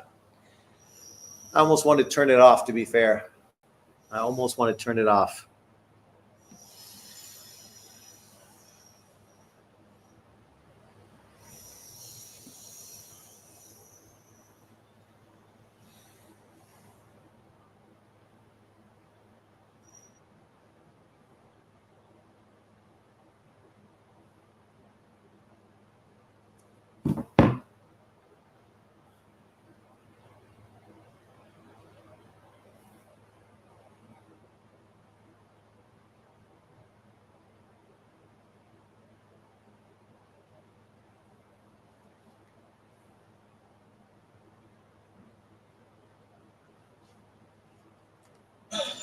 We're already beginning the second half of this 8-round heavyweight attraction. I don't know if it's an attraction. Round 5. At this point, I feel like the only thing that can happen is something bad.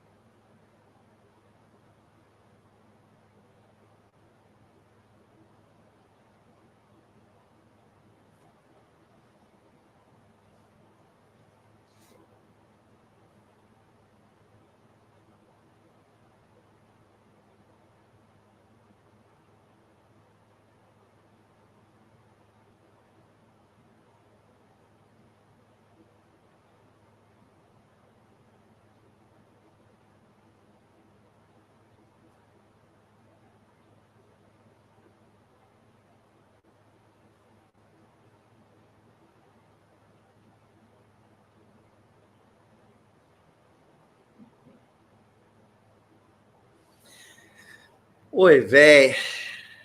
This is what I was telling people. Don't be fooled by watching a 5-second fight hype clip on Tyson hitting the pads. He's 60 years old.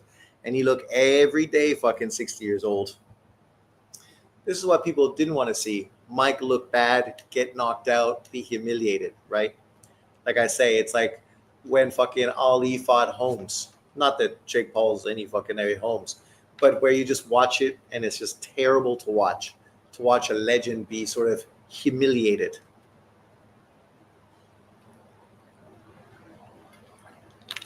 And to be humiliated by a fucking social media guy.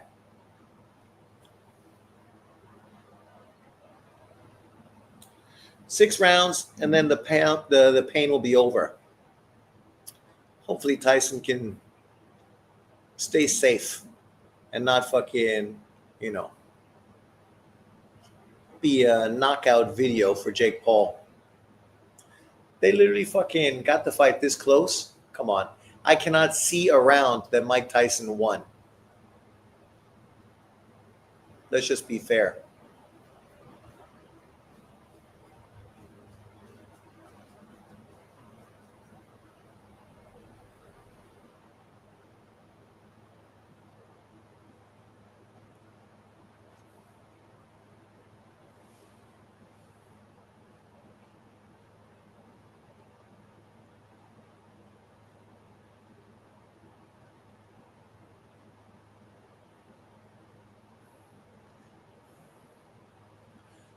We knew Tyson fucking after 3 rounds fucking would not have much left.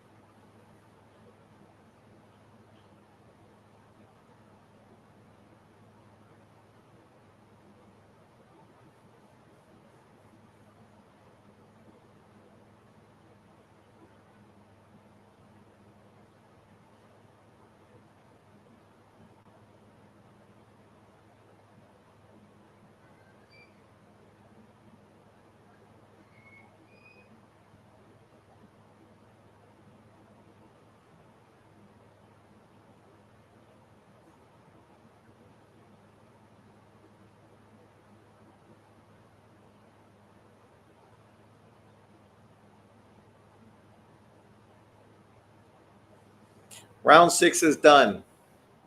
Hopefully the pain will be over soon.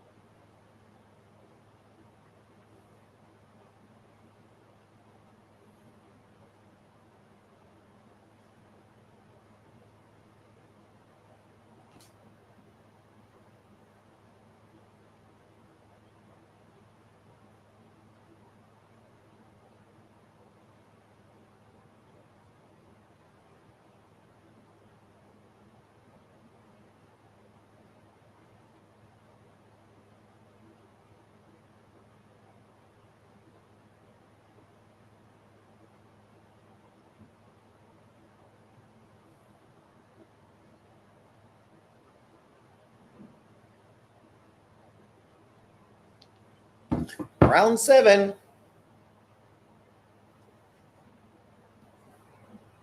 Like I said, I would have been happy to see Mike land at least one good shot, but I don't know if we're ever going to get fucking that.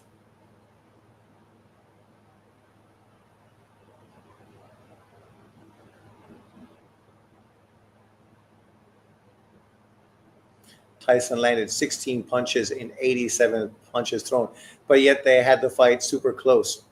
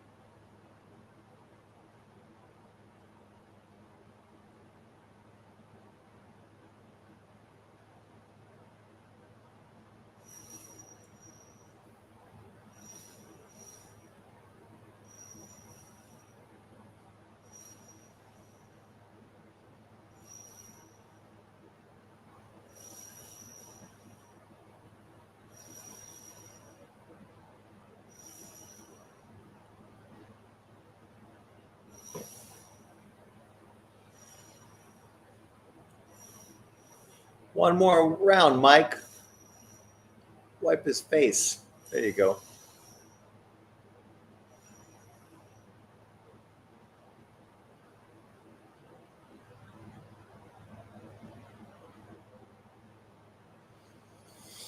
Breathe, champ. Breathe.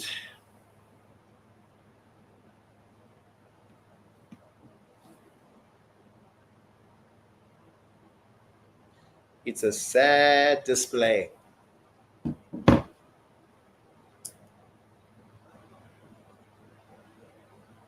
I'm sad to say that I saw Tyson fight Jake Paul, and I'm sad to say I saw fucking Ali fight Larry Holmes, and even worse, Trevor Burbick, which was fucking hard to watch. As we watched highlights earlier, Burbick's fucking karma was getting knocked the fuck out by Mike Tyson. I wonder who Jake Paul's karma is going to be. Round 8, and the round is over. Fight over. Very unexciting fight, but what did we expect from a 60-year-old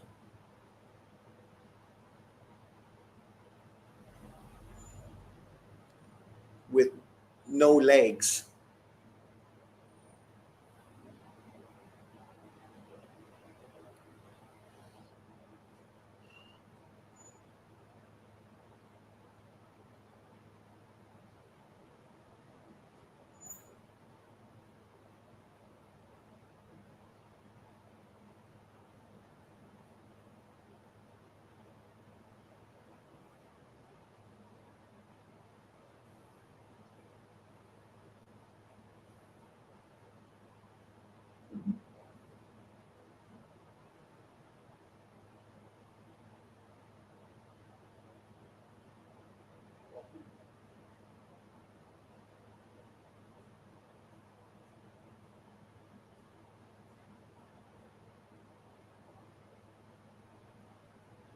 wonder why Mike's biting his glove just to keep his hand up.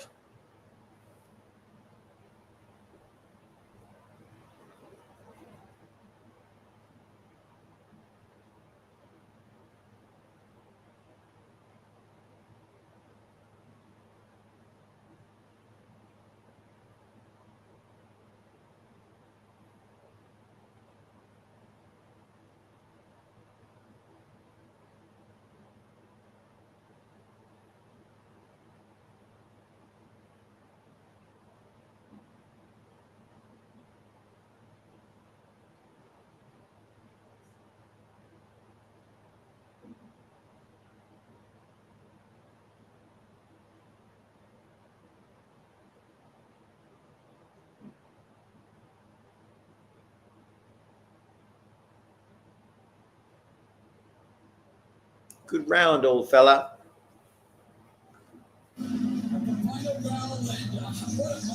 Hi, Mike.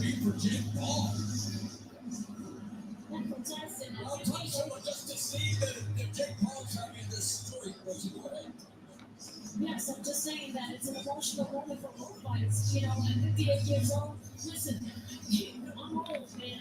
You know, and I know how hard it is to like get back up there. And I just have to give it to Mike Tyson. You know, I'm not surprised. I have to say that. But you know, Jake Paul, giving him his respect, that was very touching.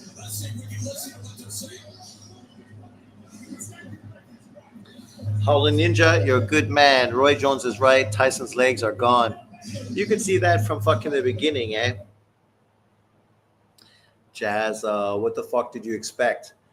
Literally, Tyson's 60 years old. They used his name to sell a fight, but the fight was never fucking going to be competitive. Tyson just couldn't fucking let his shots go, which is what happens. His legs are shot, not explosive, can't get inside to land his shots.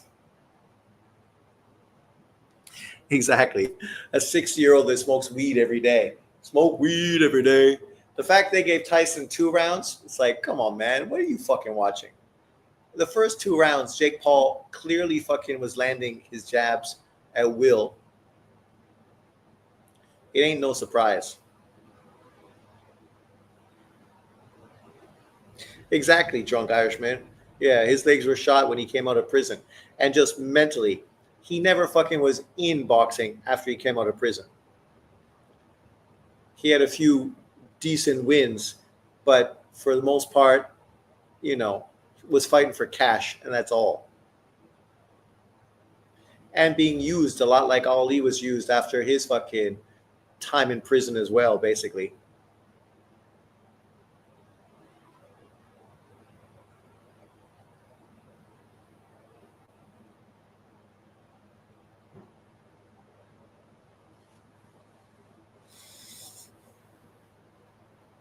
Now, Jake Paul versus Canelo Alvarez. There you go. Canelo will fucking kick his ass. Let's do that fight.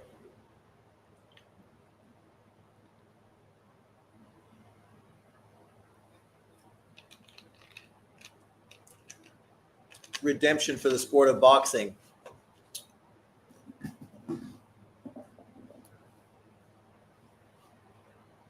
Man, Jake Paul's girlfriend fucking looks old. Oh, sorry, that's his mom.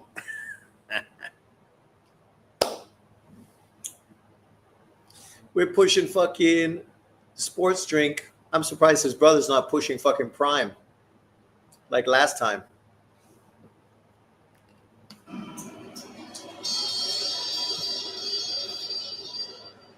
After 84 rounds, we go to the judges' scorecards for the official decision. Judge David Yakabuchi sees the contest 80-72, while judges Lawrence Cole and Jesse Reyes see it 79-73, declaring your winner by unanimous decision, Jake Paul.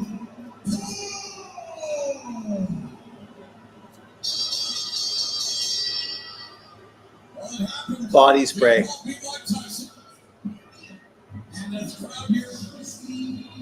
Hey, Mike, here's some body spray. I have to tell you, I'm just not surprised. You know, Are you surprised? What do?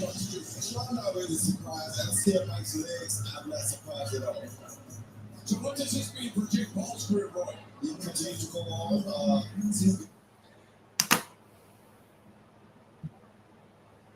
On the bright side, shout out to Jake Paul for bringing more fans to the world of boxing and combat. You can't hate on him for doing that at all. Respect. It's true, right? Like Amanda Serrano and Katie Taylor are not fucking upset to be working with fucking Jake Paul. Let's just put it that way. Canelo versus Jake. I can just picture Tyson going to Canelo's corner and telling him, go get him for me. Like all he did to Tyson against the Holmes fight. Is that what Tyson did? I can't remember that. Oh, there you go. Yeah. Redemption is sweet. Jake Paul fucking flattened on the floor.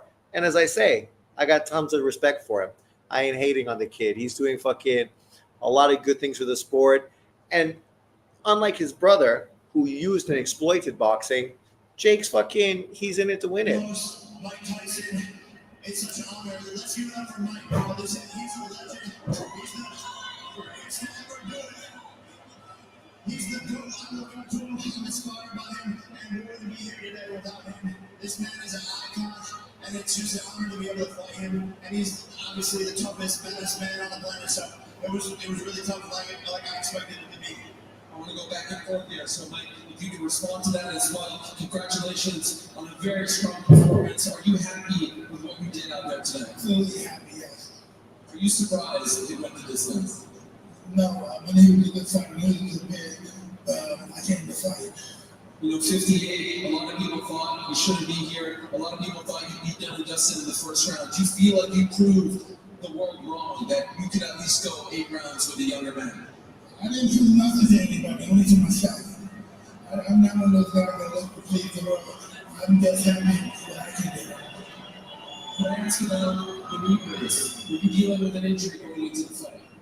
Yeah, but I can use that for an excuse if I did. I'm going to be in there. The broadcast team was debating what you were doing with your glove. Was it a mouthpiece issue, or were you just biting on your glove? What was that? Can you tell us? I have a habit of biting my gloves on fight, yes. Why do you do that? I have a biting fixation. I've heard about that. I don't want to know more. Stay right here, Mike, if you can. Jake, back to you. Did this man surprise you? I'm either biting my glove or I'm biting Jake Paul's ear off. That's exactly what I thought. One of the greatest to ever do it. He's an icon. He's a legend. So, yeah. But this night's not about me, man. I want to give a thanks to all the real heroes, the U.S. military, the doctors, the nurses in the ER, the cops, the firefighters, the farmers, the truck drivers, all the people who make this world go around. Thank you, America. It's the era of truth. It's the era of good. There's a shift in the world, and good is rising. The truth is rising. I'm just happy to be a part of America. It feels like we're back, baby. We're back, baby. Now that you've actually gone 8 rounds with Jake Paul, what is your assessment of Jake Paul, the boxer? Very good fighter. Do you think he deserves respect from the public? Absolutely. That's pretty cool to hear. Yeah, man. This guy's always had my back. I love him. I love his family, his coaches. I'm a Billy White, Raphael, amazing group of people, and it's just an honor to be in the ring with all of them. Did you try to knock him out? Man, I was trying to hurt him a little bit, you know. I was scared that he was going to hurt me. I'm trying to hurt him, but, you know, I did my best. I did my best. Mike, can I ask, do you want to do this again, or are you officially done now? I don't know.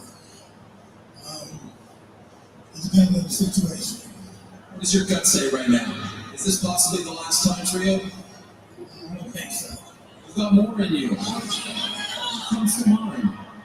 Well, I don't know. Maybe his brother. Maybe his brother. I said you might be next. Motherfucker, I'm kidding you, Mike. No, please, no. It's on there. Just don't step on It's on then. Forgiven between you two, because yesterday it got pretty personal and heated. That happens when you're in a fight. You get in the moment. Hey, that was a good slap. I like that. Mike, final thing for you, to all the 50-year-olds out there, to all the 40-year-olds who grew up watching you, what is the message to those people who thought, you know what, maybe I can do this one day? Well, this is going to be really tough if they can. I wish you the best. Thank you so much, Mike. Everyone, show some love for the great Mike Tyson. And finally, to Jake Paul, look into your crystal ball for us. Who are you fighting next? Who's he gonna fight next? He's gonna call Canelo. 120 million people on Netflix. We crash the site. The biggest U.S. boxing game. $20 million. U.S. history. And everyone is next on the list. You know, I'm not even going to call specific names, but How about Canelo? You said Canelo this week. Canelo needs me, so I'm not even going to try to call him out. But he knows he wants a payday, so he knows where the money man is at. Thank you, Jay. Congratulations. Ooh. Thank you so much. Congratulations. Payday. I know he wants a payday. William Skull. Nobody wants to watch that shit. Bernard Hopkins would beat Jake Paul. B-Hop, right? B-Hop's old. You could throw B-Hop in there. But, you know, there must be better opponents than fucking dudes like that. You need some name recognition, obviously. But to be fair, you know, Jake Paul ain't lying.